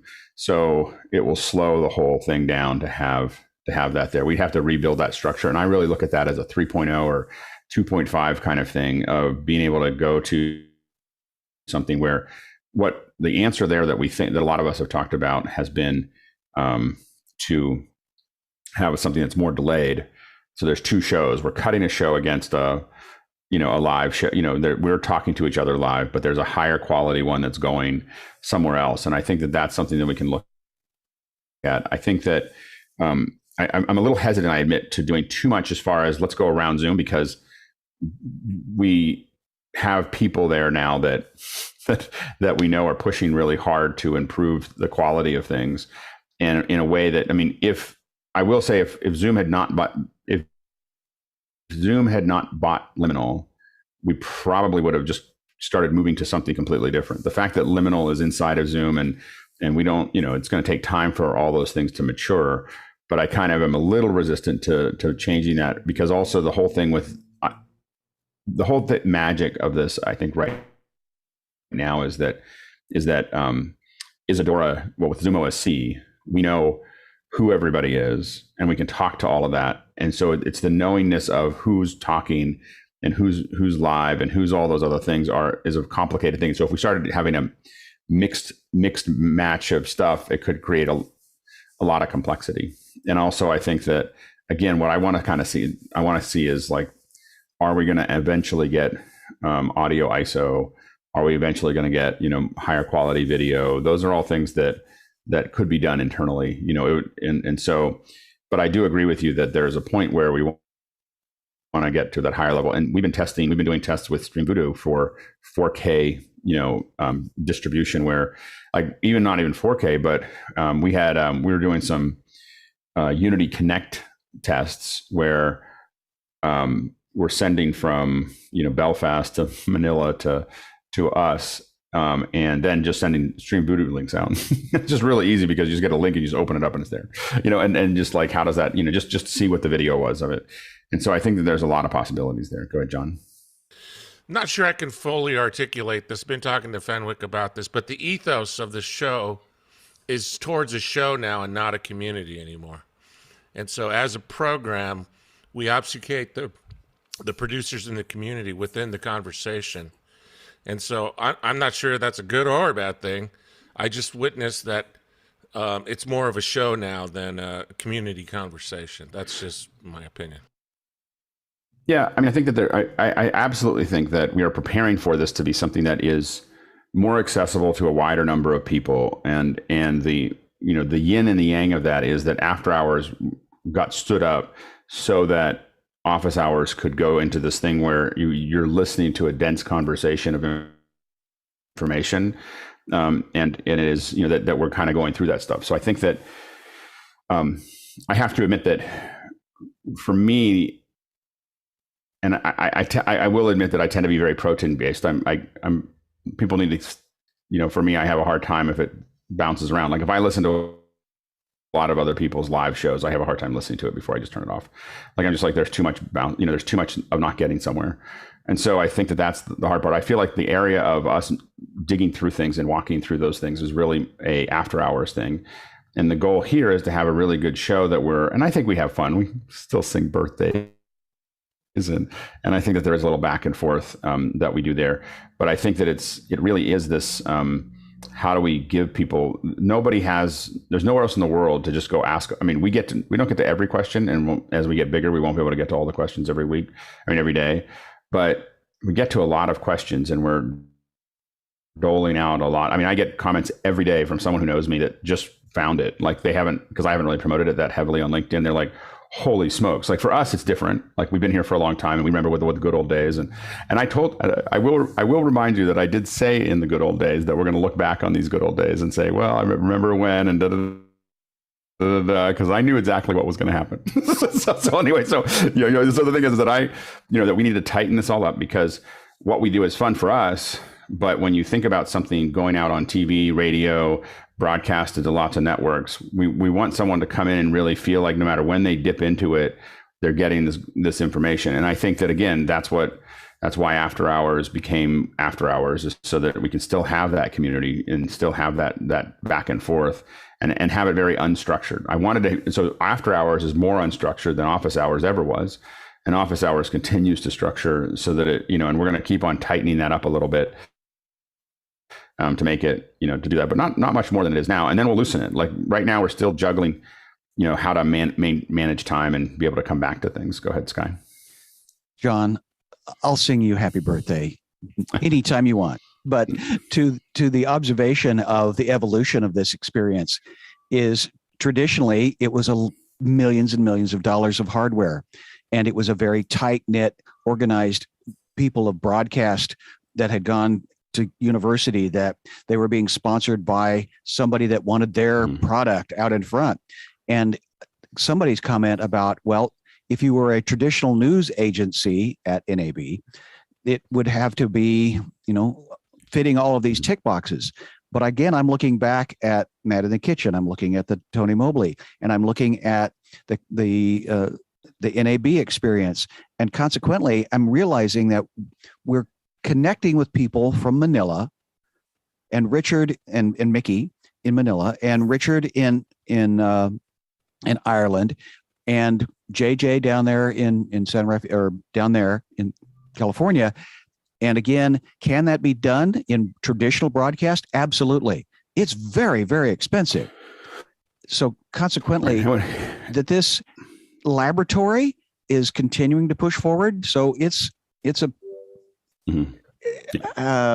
there's a component of that in there as well. And again, I think that, and back to Guy's thing, I eventually see us having new content 24/7. Like literally that there's a second hour, third hour, fourth hour, 23rd hour, after hours runs parallel. You see our speakers going through after hours to get to the breakout rooms to do office hours for that hour. So I think that there's, I think that this is going to get, what I'm careful to do is not to try to do it too quickly where we stretch, too many people too far. That's the biggest problem when you do something like this. And so we're just kind of very slowly making sure that everything's working so that we're not having a lot of things breaking while we're still trying to do something. Go ahead, Tlalek. I'd like to speak to Guy's point about bringing in SRT and other contribution forms. And I think that's actually a really good point in terms of the philosophy of the system, right? Because right now we have one side of it that's automated and not completely automated, but there's a lot of information going in and out of not only Mukana, but also Zoom, and we're working through that and using it. But what we learned on a couple of different shows, like Birding with Lois and the NAB show, the NAB show, is that there are times when we want stuff to be not quite so automated. We want to be able to punch things in and bring different kinds of contribution methods in, and bring different kinds of media in, and different kinds of graphics in. So I think what this means is that we continue to work through both sides of that coin, so that we have all of the mechanics and the automation that we need at the right time, but that we also can punch something in when needed in order to really elevate the show. Yeah, and again, where I think we could be using SRT right now is for coverage. So like the NAB stuff could be basically what I'd like to see with our next coverage in NAMM, which is most likely the next one that we'll do, is when the YouTube stream is getting a higher quality, whatever we end up as the contribution, the YouTube stream's getting either a direct. Now we could, like, for instance, if LiveU was willing to help us do this, which maybe they will be, maybe they, whatever, they've helped me in the past cover these things. Like, here's a backpack, so we'll see if they're willing to do that. But if they're willing to do that for us, we don't even need SRT. I just put the receiver, the LiveU receiver, in our office and just feed that into the switcher, and now I'm getting the LiveU output directly into our stream. And theoretically, if they lent us an 800, we could get HDR. We could have 10-bit HDR going into it, and which would be kind of incredible, to make that work. And so, but in other places like Lois and so on and so forth, the YouTube, what we have to figure out is that the YouTube is going to get a high quality feed, but the panelists still see the YouTube, and even the program feed going out is being sourced from SRT, being sourced from those things. The panelists are still seeing, have to still be able to see it in real time. So it can be a lower quality going into Zoom there. So I think that's an interaction that we could do relatively soon. And I think that I think we need to look at all playback is coming from the hardware, not going through Zoom. And so we just have to figure that out. Go ahead, Jeffrey, and then we'll move on to questions.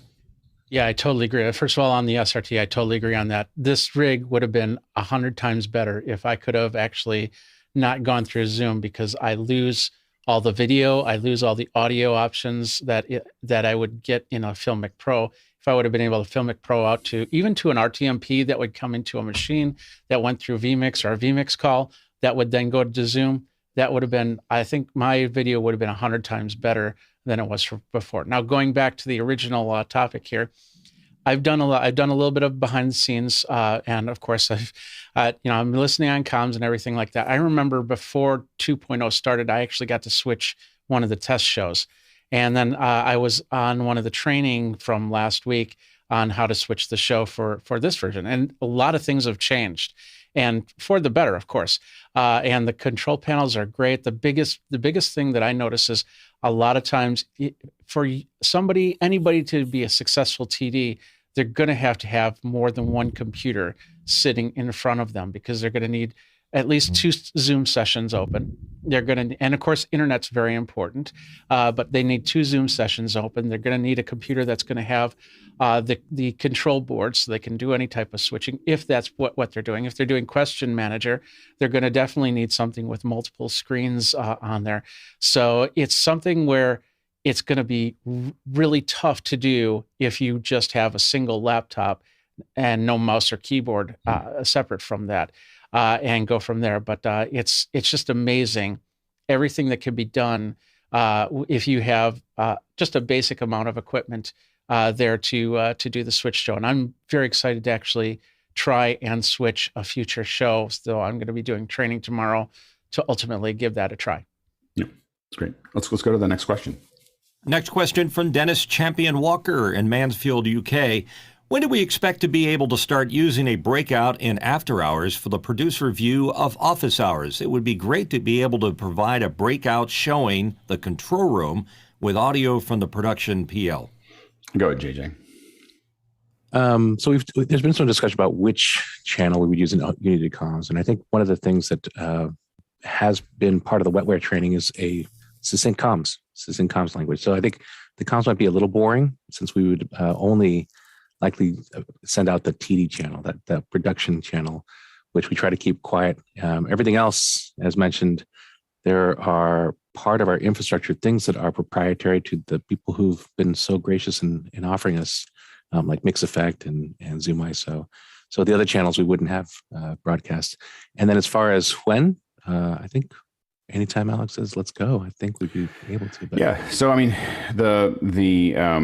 I think one of the question right now is, and it's just a matter of, do we want to change the links? I'm always very careful about not changing where people go, because even changing the YouTube channel was stressful for folks. The issue right now, the reason that it's kind of like Lady Hawk, after hours and office hours are on the same account, and so they can't exist at the same time. So what we need to do is change one of them to a new account. And so I'm finally going to have a moment to breathe next week for a couple of days, and then I'll be back in it. But one of the things I'm hoping to do is hand a bunch of stuff off, and one of the things I'm going to hand off is getting the office hours account up, in Zoom, and then we will have to make a shift, for after hours to the new. We'll probably move after hours first, because office hours has just so many people connected to it. I'm hesitant to make that shift to make that work. And so anyway, what I'm going to do is we're going to get the office hours account up and get after hours into it. At that point, they can both commingle.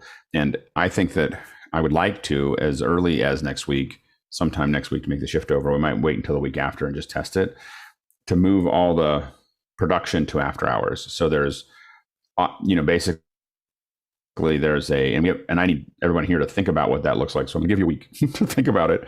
But that means that after hours becomes a lobby, and then the hosts, kind of get pulled into a green room and then into the session that we're in right now. So we have to kind of think about what that will look like to make that work. and then make sure that I'm not underthinking it in that process. And so, but then after hours can just stay open, so and then we'll still open office hours right now because that's where some people still view it. So, so we'll keep on doing that for a little while longer. But I think that the first step is to move after hours to a 24/7 thing. And then people go through after hours, and there can be a room where we're doing production, where the panelists go. There can be another room where people are doing the production, and there can be another room in there that people are listening to the production if they want to. So they can have kind of the back end thing. So I'll leave it up to the team to tell me how they want to do that. But as long as someone reminds me tomorrow, we'll probably have the account up by Monday to start making that change. Go ahead, Josh. Yeah, we had discussed this somewhat with the volunteer crew. Since we're putting together some of the pathways for the people that are volunteering and coming in, and there was 2 points. So one in Dennis's question talks about the behind the scenes, so watching, which we had addressed, and the other part was what the common watching experience would be for office hours. So one thing that might be done is bringing the program into the main room, at which point it would be kind of a common watching the experience along with people there in after hours. The other thought was putting it into another breakout room where you would go there to watch commonly with the breakout room. I believe that what we've done in the past has been to sort of shut down the after hours session and whenever a show is going on, so that focus and attention goes to the show and then returning to it. So if that was the intention, then having that in the main room seems to be something that we could do. Just I think I'd rather have it be we got to keep on thinking about it. Like it just, that's the tricky part. Right now I'm going to leave it in where it's at. The hard part really is that it I think that eventually we want after hours just to be an open place. And if they don't want to watch office hours, people can hang out with each other. Like it's just like they can keep on talking about what they were talking about and then they can go to it. I think that would be fine. I think that, and I also am just not sure whether we need people to have I think we could have a viewing area, but I think that we could just have it be on YouTube and then have it, you're watching on YouTube or you're watching it in mkII. I don't know if they need to watch it in Zoom. And that's something for us to keep on discussing. I'm kind of open to that. I do think that we should get to a point where if people want to view it, they go into a breakout room. So I think leaving the general one, I would just leave that open, but we just have to figure out the mechanism of what that looks like. Next question. Next question comes to us from Dennis Champion Walker from Mansfield, UK. To what degree do we want to give technical directors artistic license when cutting the show? If we're going to follow a set cutting pattern for every question, surely we should automate it. Go ahead, Slalak. I think this is an important question. I think that we want to be able to automate and also have ways to turn automation off, depending on how the show needs to be, what kind of show it is, who the host is. As you know, we have a couple of different hosts each week. We have Alex, we have Liberty, sometimes we have Emily, and those things actually change the rhythm and the feel of the show. And I think that it should be really possible for people to make a different choice. That being said, our client Alex Lindsay is going to have some things that we want to do each time, each a certain way, and so we need to keep that in mind. So if you're starting to learn out, you might learn how to TD. You might want to have things be a little bit more succinct and a little bit more automated, and then if you start to go a little bit further down that road, then maybe some of those automations get turned off. So that's kind of the way I've been thinking about it, is hopefully having handles to turn on and off animation, but I could be corrected. Yeah, I think that there's, I do think that we want to find it, because I don't think that I came into it thinking there was a certain way to do it. We talk about things with folks and we start finding things that people are sensitive to. And then because my client is everyone else watching, right? All of you. So I'm trying to, it's not so much what I want, it's me thinking about what I think is important for people who are viewing it. I'm just trying to advocate for what I think viewers want and things that are important to the panel. So for instance, there are certain rules that we're trying to do that are certain things that I'm suggesting that we do that are really designed around, there's a strong request to see the gallery more often. That comes up over and over and over again. And so that's why I'm saying we should show the gallery when we're asking the question, because that's the easiest time to do that, is to show the gallery. I don't think we need the super source right after the gallery. I don't think we need to put up the question while we're reading it. Like, we're reading it. So I think that the question can be a reminder after that. But so what we have that feels a little bit rough right now is we do the gallery and then we quickly try to go over to the question. I think we should get rid of that and just hold the gallery while Bill's asking the question or Mitch is asking the question. Let people see who's there, let it sink in, and then we go to the first person. Now, when we go to that first person answering, I think that's a great place to put up a super source where we're going to see that that's communicating, because we're trying to tell the story. And so I'm not saying this is a hard and fast rule, but I think that we do need to say, if you haven't TD'd a lot, this is the paint by numbers version of this for you to see, like, this works. And importantly, if we don't have someone that day, we want to get to an automation point where you just turn it on. And when Bill's asking the question, while the big image is up, it's always going to be on the gallery. As soon as he lets that go, it's always going to go to the super source. And then as soon as because the other thing that does is that by putting that up, it gives me time, if people raise their hand, to fill the super source. Like, I'm sitting there in the back end going, you. And so that's important as well.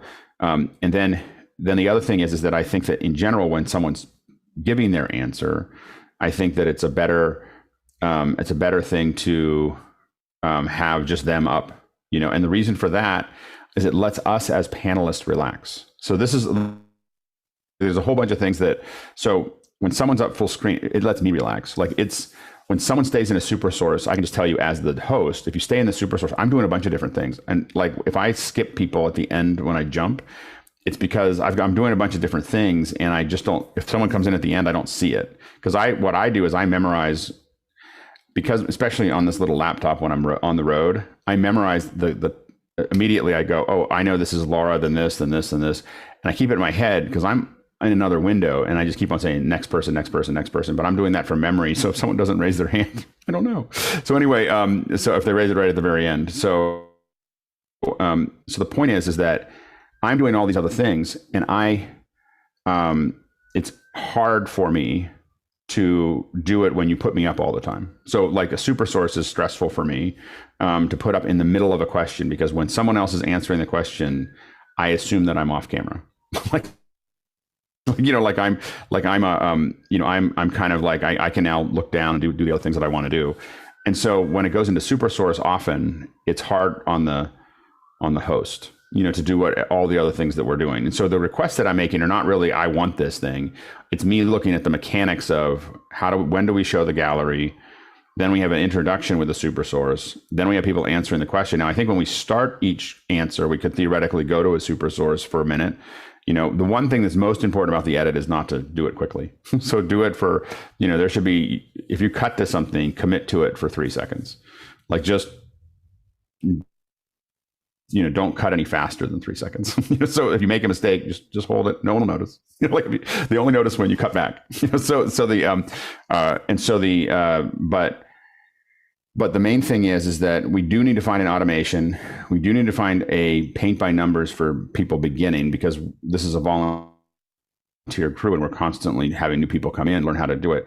Someone that's more experienced can massage that a little bit. And I think that that's there. And I think that exactly when it happens, and especially as we start adding playback and we start adding other things in there, more experienced TDs are going to have to make decisions about how they get to that. And so there's going to be both more in automation as well as more in creative control. But we do have to get to kind of a set of general rules of what we're doing so that it's consistent for the viewer. And it's, again, my requests are based on it's not like I feel this way. There's a mechanics that I'm trying to solve for the viewer and for the panelists with the requests. Go ahead, Laura. The only thing that I would say about the super source is that, particularly for me, when you just pop in and say, when you're switching from this panelist to this panelist, it's a difficult, I prefer the super source right there, because otherwise it's a super quick jump from you to them. No, I that's what I agree. I think that when I jump from Bill and then I go, okay, now Josh, I think that's a great place to do a super source. We need to do it like every time. I think you definitely could. Yeah. And that's a matter of getting used. The TD's got to be able to listen, know when they're getting close to the end of their answer, get that super source up, let you hand off, and then cut to the next person full. Yeah. No, I agree. And that can be also, if you hear me saying, yep, or right, that's usually my audible cue to the person talking that we need to move. So that's also probably a key to the folks that you probably go into the super source, because we're going to try to close this up. Go ahead, Sky. I'm going to really listen into the word artistic, because that's the gut of this thing. And as long as that artistic license is for the service of the customer in this case is the audience member out there on the other end. And so all of these minutia technical details, while some of them could be automated, I would hope that there's that live ability, that somebody that's listening in the moment to the spontaneity of the experience and cutting by instinct. But you're right, a lot of it could be automated, but I would hate to lose the artistic, because then it becomes root, and then I could mute it when I, just like I do my TV now. Yeah, but I think that the main thing is that it's kind of like there's a wide receiver has a lot of juking and jiving that they do to get up there, but they still have to run the route. If they have to run the route within a foot of what it was drawn, how it was drawn, or they will miss the pass. So the thing is that but there's art in how they get to that route, but it's the art is how to get to that route, but it's still a high precision. We're a whole bunch of things that are moving, and when you're doing when you're doing ballet, that ballet dancer, it's in the minutia of what they do and how they do it, and all those little pieces of how that works, but they're doing something that was designed by somebody else to do it a very specific way. And if they're not in the right place at the right time, someone's going to get thrown to them that they miss them or cheer, so the thing is that they, it's degrees in where you put the creativity, because where the real art is here is getting okay, we can say, well, we're going to go to the gallery and now we're going to go to a super source. Those are the general building blocks, but there is a huge difference in how the show feels, and it's a matter of milliseconds of when you get to it and anticipating what it's going to happen. It's not, sure, you can say this, and this, but how you get to that and how you go from each transition and timing it so that you get it just right so it feels fluid. There's a lot of art to that is going to be hard to automate and hard for someone, a novice, to do. So it's a matter of, let's get these building blocks in place, and then let's refine it so that we're doing it perfectly. And that's the it's not a matter of going all over the place in a completely different edit. It's refining that edit so that it's really pleasurable to watch. Go ahead, Jeffrey. Yeah, I totally agree. It's like Nicolas Cage said, it's your barbecue and it's mighty tasty. And for me, this is something, even with NAB, I got behind cameras I'd never expect to get behind. And there's no way I know how to get behind those cameras. This is a camera I can get behind, and I can kind of learn, and I can work from there. So I will, and I know I've stepped over my bounds, and people like JJ have told me that, and that's all well and good, because that's how people learn. So I'm willing to take that cut and just go from here to here. But I also know that I have a little bit of creativity in me. And so sometimes I will push on the boundaries, and some things that I like to do, and some things that I think of, like, for instance, when you're in your studio, you're looking a little bit to your right a little bit. And what bothers me with that super source is it looks like you're looking away from the other people when they're talking. I'd love to see you on the other side of that super source. So it kind of looks like you're looking at the person. That's in my creative mind. So things like that, I know. But like my fix is I should just not be looking off to the wrong side. Well, that's true. But the reality is that's my creative mind going on. I would the first time that I'm TD on that, I'm not going to say that the first time. I'm going to learn how all these buttons work, make my mistakes, and get my, well, it won't be 10,000 hours, but close to enough hours, so I can finally come in and say, hey, can we give this a try and see how this looks, and bring this in this way and see how this looks. But the other thing is I'd love to see, and I know that puts even more stress on the whole team. I'd love to see something where we're not doing it during the show and just have an after hours event where people can TD for like 10, 15 minutes.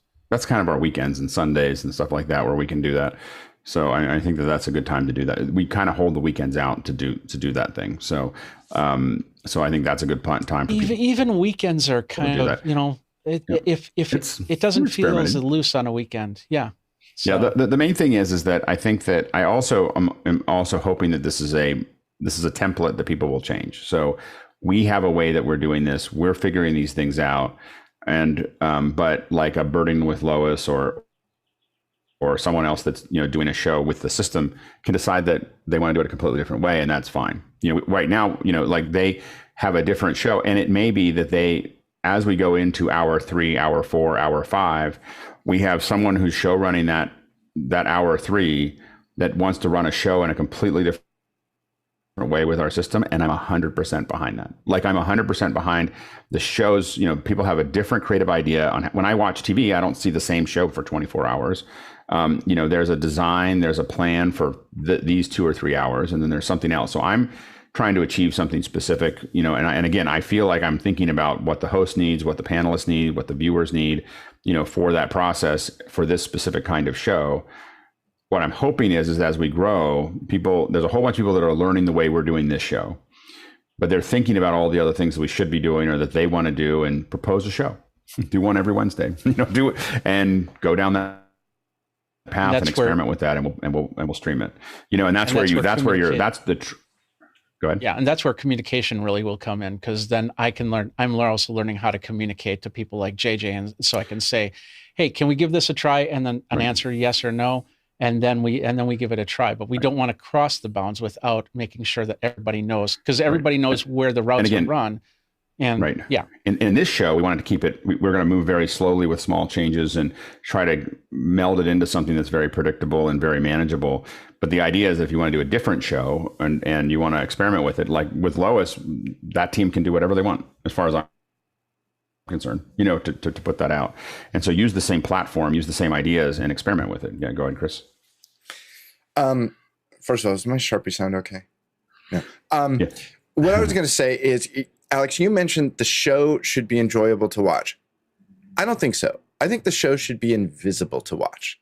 I think done really well, a show will define itself. I'm not a big fan of automation, and I think there's a difference between, say, my generation and your. I think you and I are just enough different age-wise that I see the idea of automating differently. I do think that there are rules that can be applied, and the rules make sense, and those can be done logically. They can be done on paper. They will make logical sense. But if somebody comes into this show and says, I have this great new creative idea, you're too late, because the show has already defined itself. The only thing that the TD or a director is doing, it's the timing. The rules of engagement are already defined. And like you said, yes, people do want to see the gallery more. They want to see the super. I don't know who's cutting today, but just before I spoke, they were back up to the super source, and it was awesome. I love in this show the super source because I could see who's coming next. Right. And that's magic that you know that because of all the back end stuff.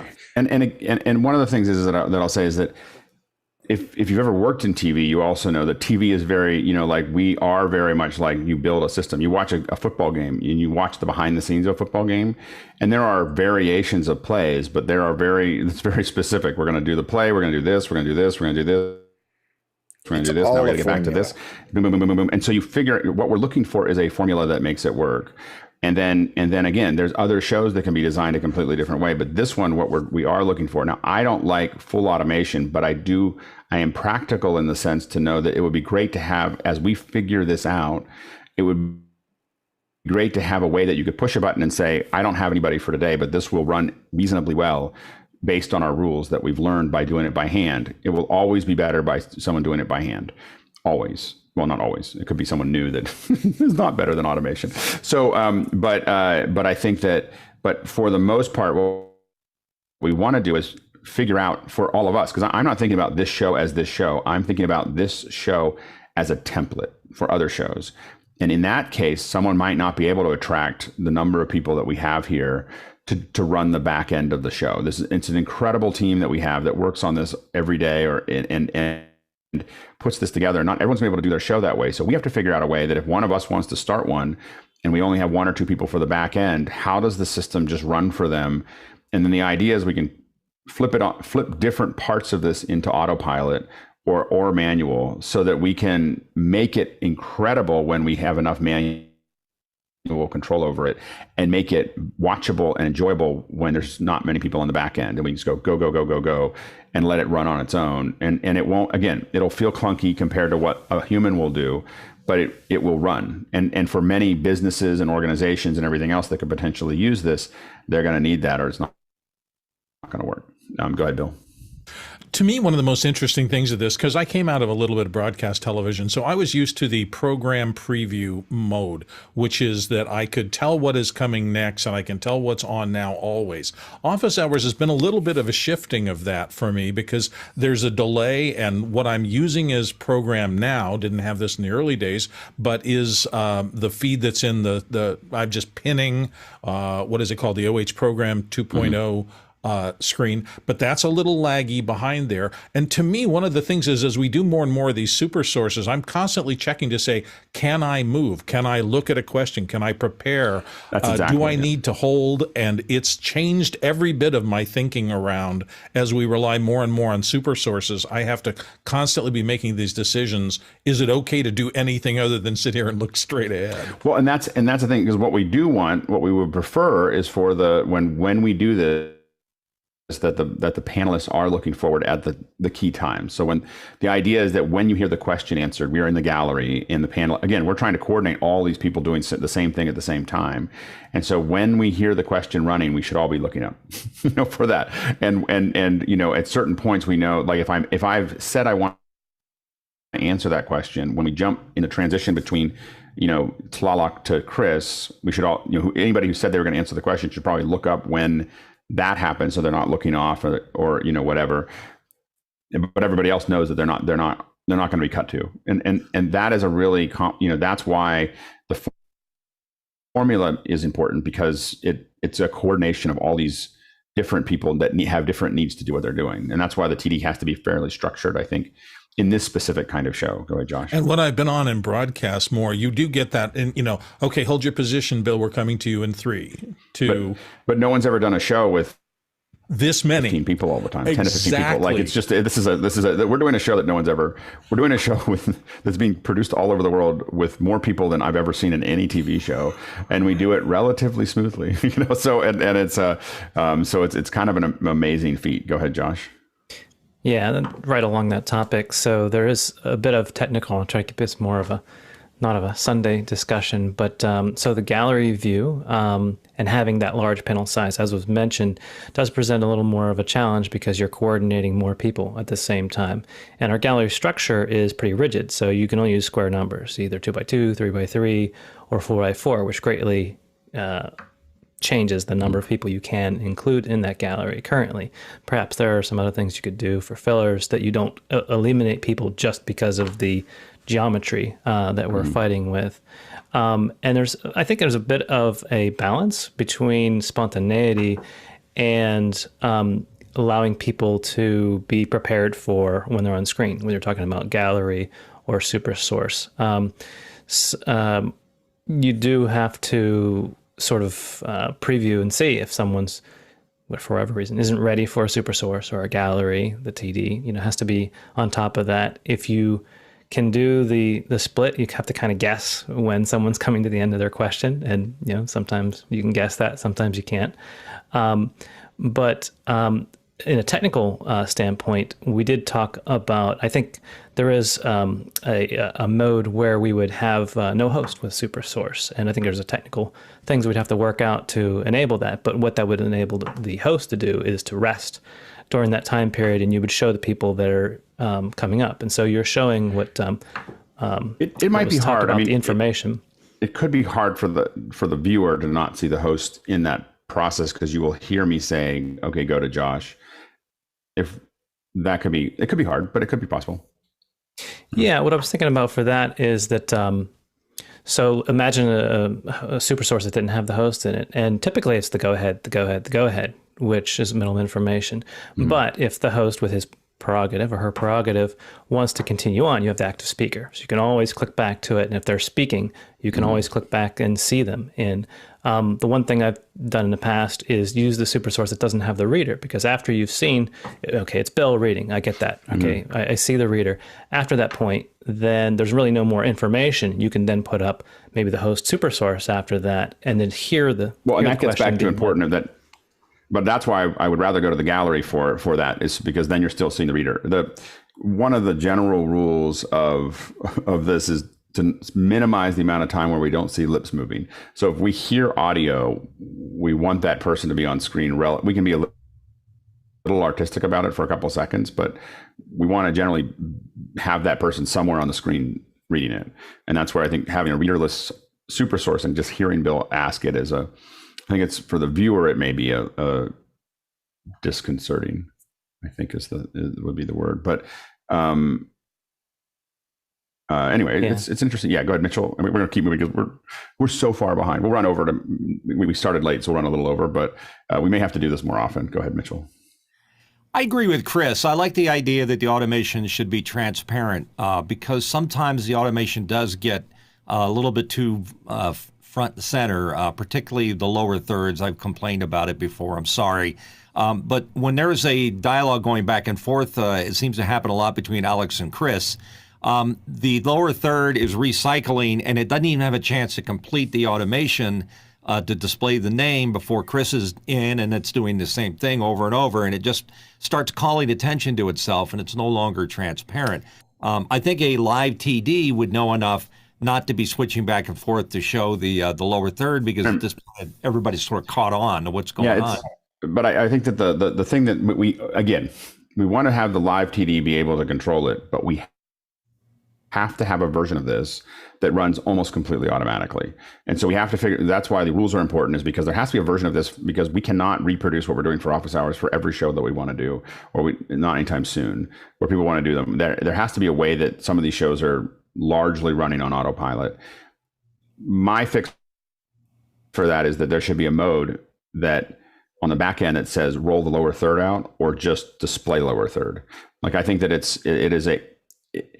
the one thing that drives me crazy watching TV is not having people strapped. Like, I look at somebody, and even if I saw them strapped before, I look at them again, they're talking on, if you look at how often they show the lower third, it's almost every time they talk. During, like this week with George Stephanopoulos, they'll keep on putting that up, because I'll forget who that person is very quickly, and so then I get frustrated when people don't put that lower third in. So I think that it's important for us to have that lower third appear, but I think we have to have a version of it that doesn't animate. Why couldn't it rolls up at certain times? Dora see that we're going back and forth, and say, "Oh, I'm going to slow this down." I think the easier thing. This is where, it could decide that it's going to wait for us to talk for a certain period of time. I mean, I think that's a hard thing to automate, but I think that we can have them roll out, but have another mode once we get into the question where we just hit, like at the beginning, the TD just hits. Go to straight third, which just means it'll just keep on cutting. It'll just appear in front of that person and not do the animation. That's the problem. It's the animation in a back and forth that's problematic. But I think that there are certain things that are very difficult for automation to do, and figuring out where to turn it off and where to turn on when people are talking is one of those things. We have to kind of create a general rule that says, okay, we're going to turn that off for now. Well, the other thing, maybe we shouldn't get so enamored with the technology that we have here, because sometimes you get a little excited about what you can actually do. And I'm not excited about it. Like, I'm not excited about it. What I'm saying is that fundamentally, functionally, we know that we have to have a version of this. It's not, the thing is that we're trying to make these things so that all of these things happen with them, and again, we want to be able to add people in to do it. We cannot depend on having a big crew for every show. That's the issue. We have to build this so that it can be done with a handful of people, or it can expand. I want it to be able to scale down to 2 people and up to 40. So there's like a graphics team of like 8 people that are just working on all the support graphics. They're looking at all the questions going down and working on the support graphics and loading those support graphics in. There's, a TD, there's, an assistant TD that's trying to figure things out. There's producers. And I want it to be able to scale up to that.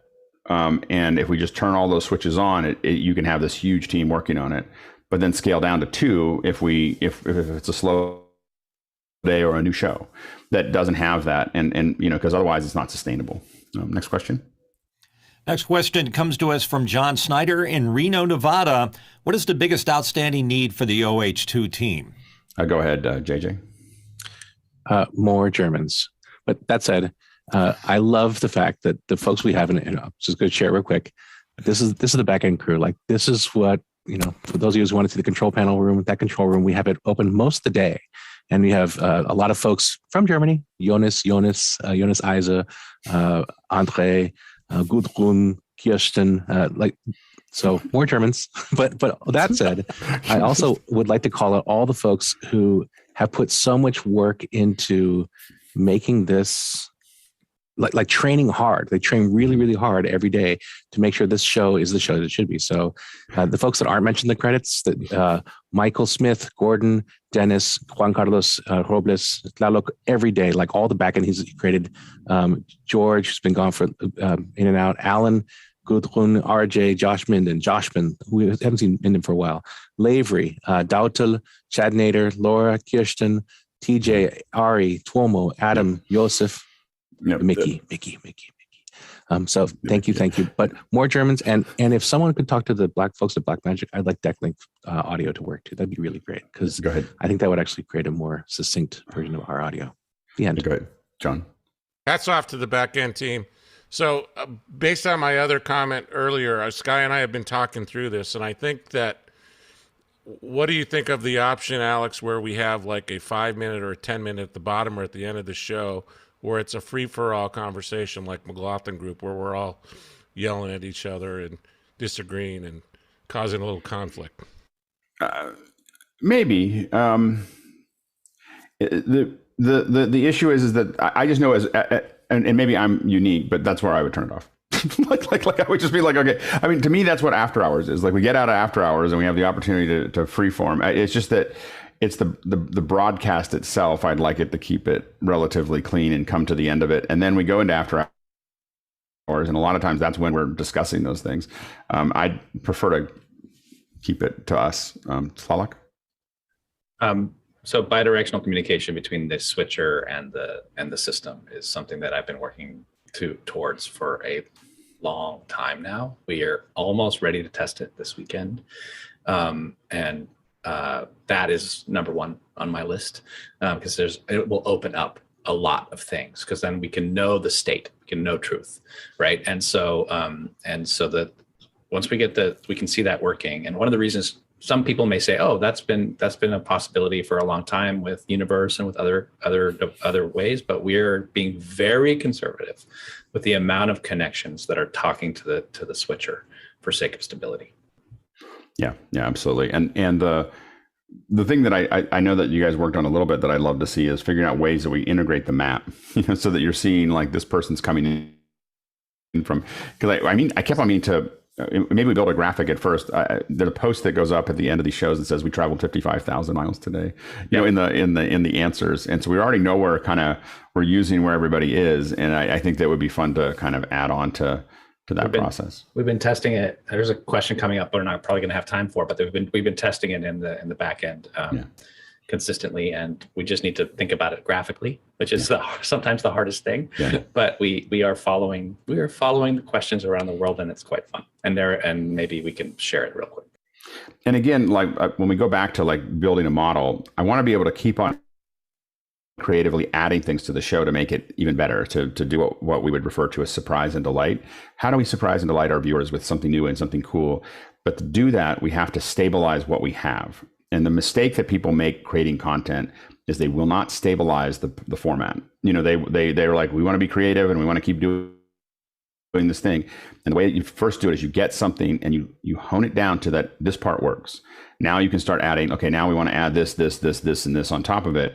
But those are like little flourishes on top of it. So, that's why we keep on saying we need to get to, this is the way we cut the show. It's not so that that's always the way we do it. It's so that we can now iterate little things on top of that, and the other parts are all working.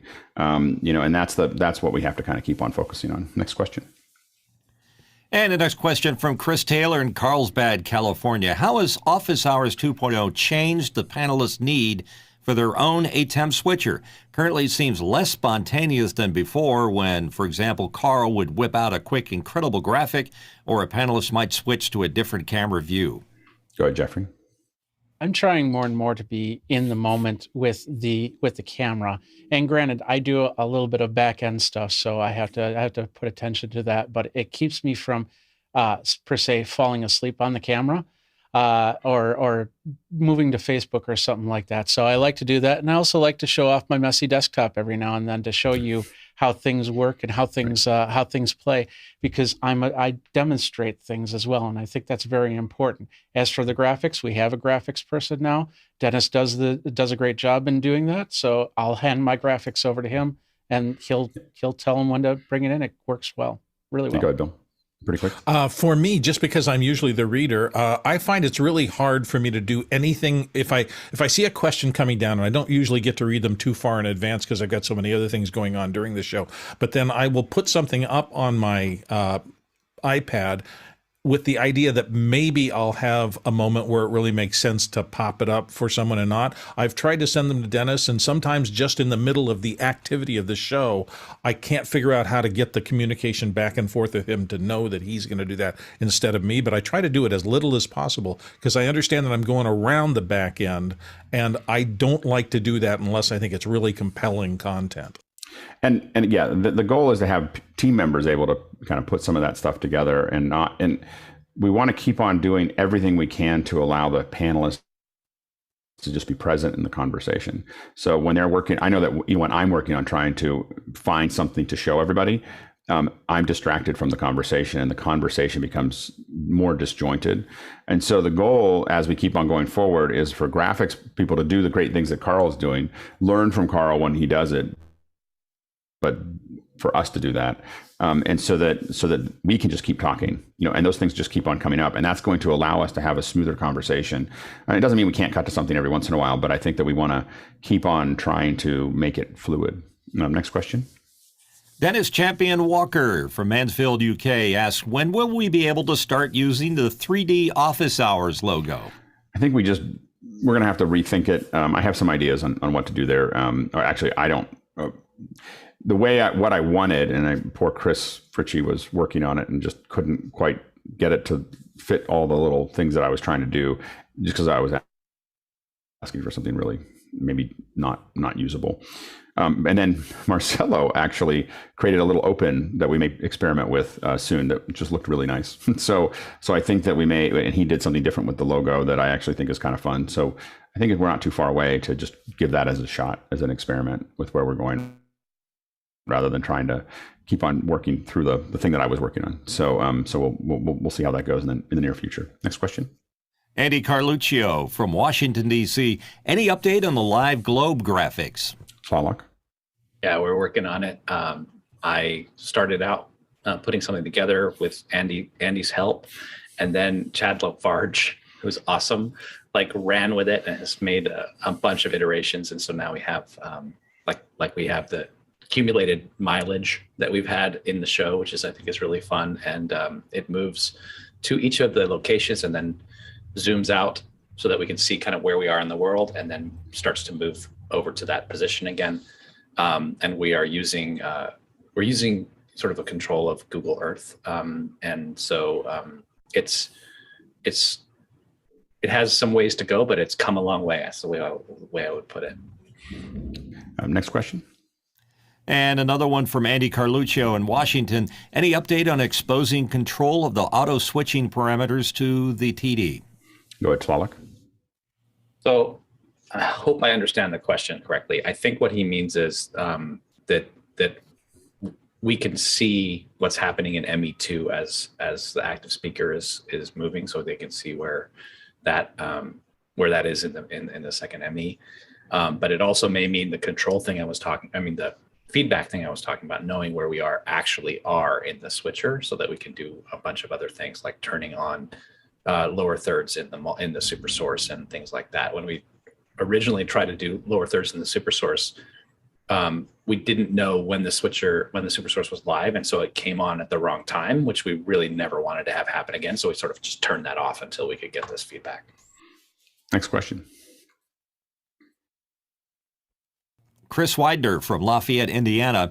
Alex, is office hours to the point of setting up TechSoup and other nonprofit tools for office hours? And are you looking for volunteer help for that? Yeah, we have some folks that are working on that right now. We're finishing up just a handful of things to start getting basically the big thing that's holding up. We're sorting out the. Ken was kind enough to, of course, build the website and everything else. And we're just working. It turns out the linkage of getting it to our account, getting our URL to our account it just takes a little time, everyone wants to be secure. So no one takes an account. So we're moving it into our account. And once we do that, then we're setting up all the emails. And then once we set up all the emails, everything else happens. And so so everything's kind of hung on a little hook that was mostly my fault for not following up fast enough. So we're, so I've got Ken working with Colin. Colin is kind of managing the finance organizational. Colin Johnson is managing that on his end, and he's been integral. Like, the reason we have a nonprofit and the reason we have all of those things is because of him. He's kind of the invisible hand of this whole process. And so once we get that sorted out, you'll see a whole bunch of stuff kind of roll out. From that, we need to get that one little piece sorted, and then after that, everything will start to click. There's a lot of things that are kind of hung up on that right now, and that, again, mostly my fault. Next question. Chris Widener is back from Lafayette, Indiana. The lower thirds can't decide what to do during singing. Shouldn't we have it where they stack sideways when this happened? It was a wonderful train wreck, as always. Go ahead, Josh. And currently we can use the downscreen key to turn those off. The TD has access to that. Go ahead, Bill. I'm not sure the proper term is singing. I just wanted to make that point. We are attempting to vocalize in some fashion. We're celebrating. Enjoy it. Celebration. Yeah, exactly. We're celebrating together. Next question. And it's from Robert Shoji in Los Angeles. This might be more of a Sunday question, but what is the goal of office hours? Larger audience, show versus community? Go ahead, Talak.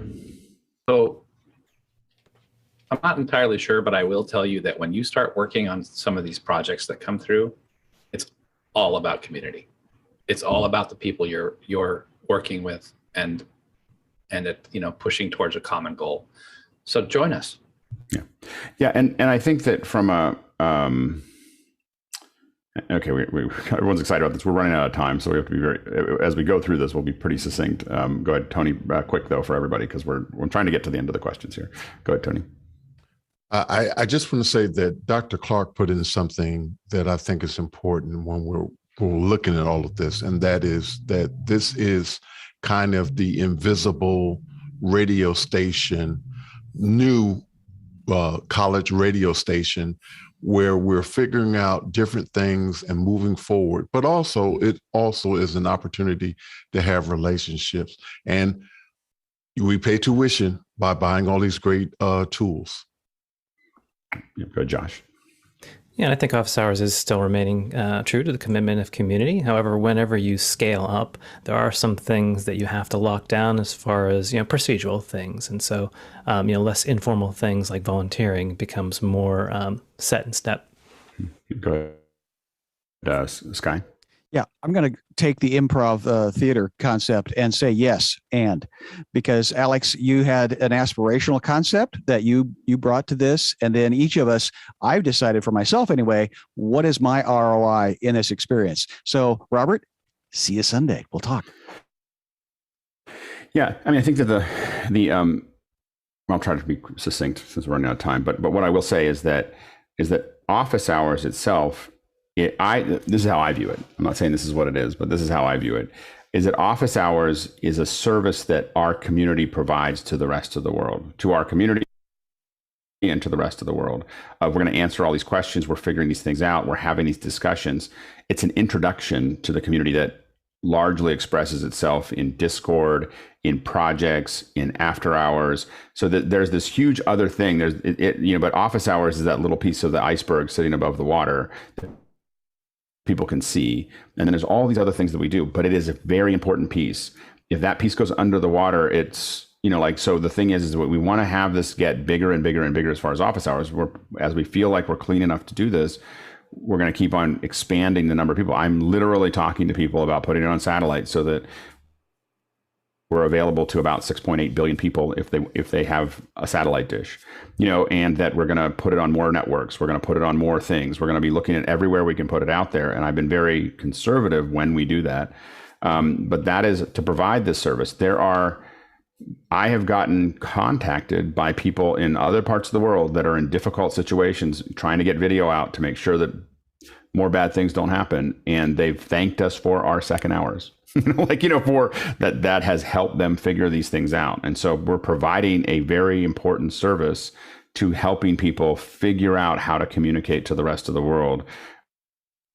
And answer their questions anywhere in the world and answer them at any level, at almost any level of complexity, because this is the next generation of how to communicate. So office hours is this important service, I think, that we put out there to help people all over the world figure this out.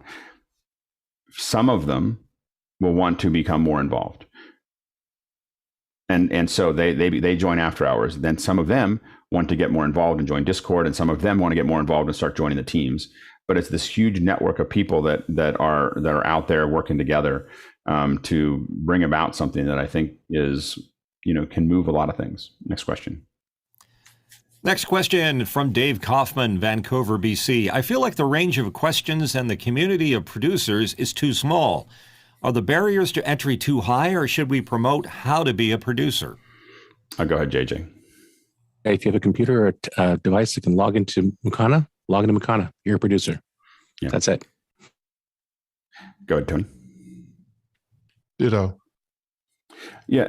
Go ahead, Bill.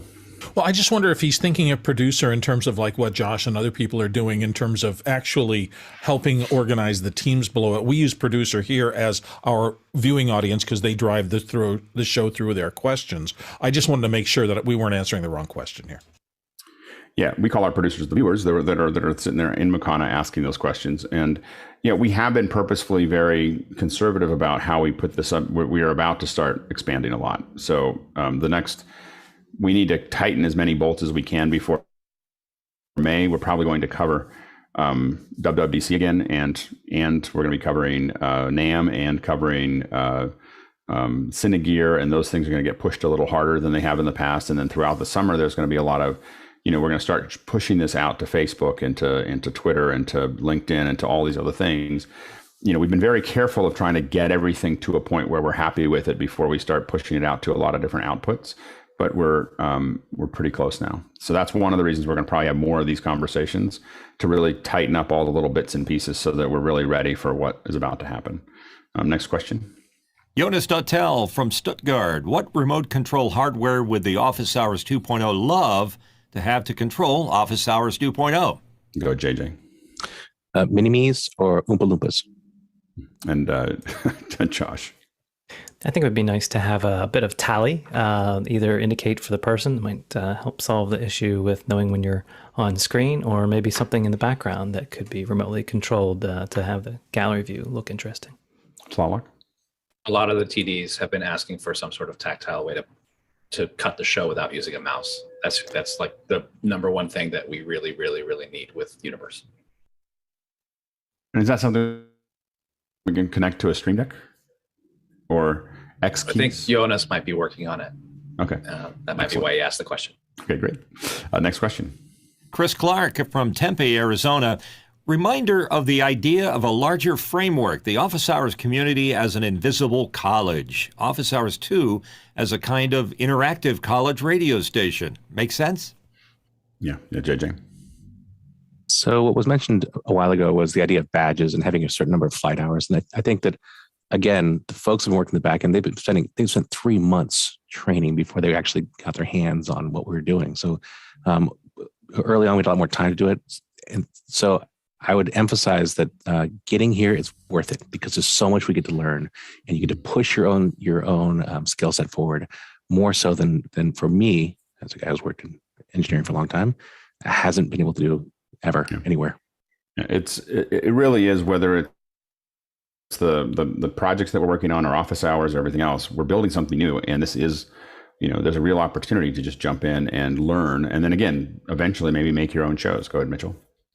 I'm a little worried about the comparison to college radio, because everybody that is in college radio thinks that they're breaking new ground and doing great things, where in reality they're not effective as a radio station goes. Anybody that's in broadcasting knows that you have to have conformity and you have to have consistency to be successful.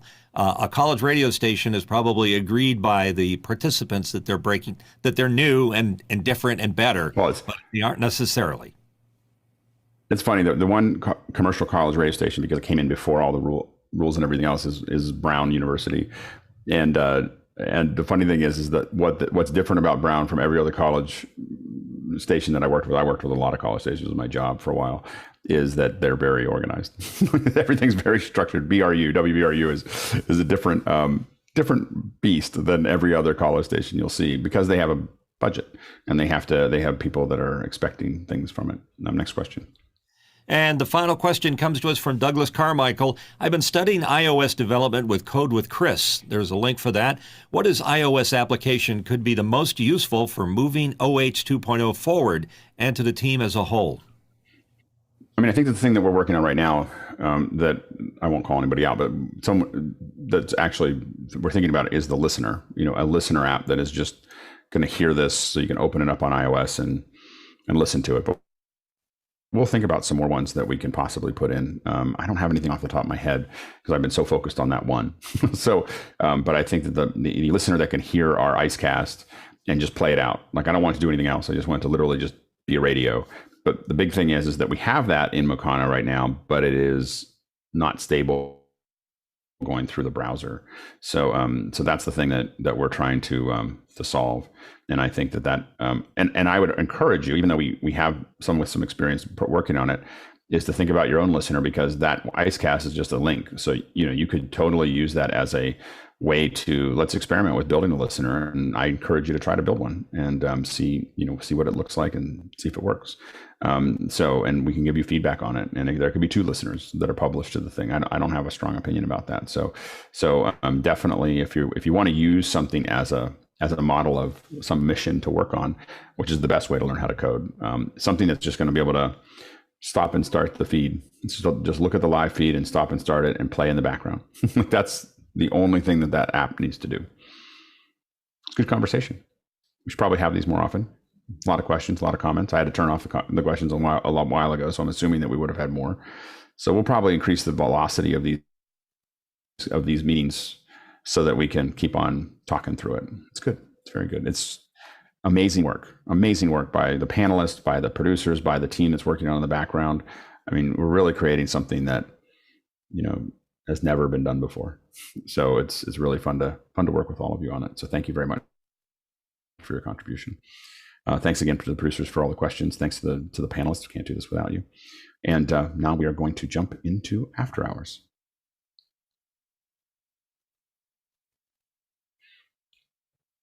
We could have talked about this for hours. Yeah. And we did talk about it for hours. That's what we do. Great to see you working. Awesome. Yeah. When we're not trying to get Mitchell to learn how to total distance 68,900. Yikes. See, he still can't whisper. I think he doesn't like it because he's not good at whispering. He's going to create. It's fun to whisper, Mitchell, or something else. Yeah, exactly. It's not like chalkboard. The new screen. It doesn't work for me. Conform. Sorry, that was too loud. Google gobble, one of us. Google gobble.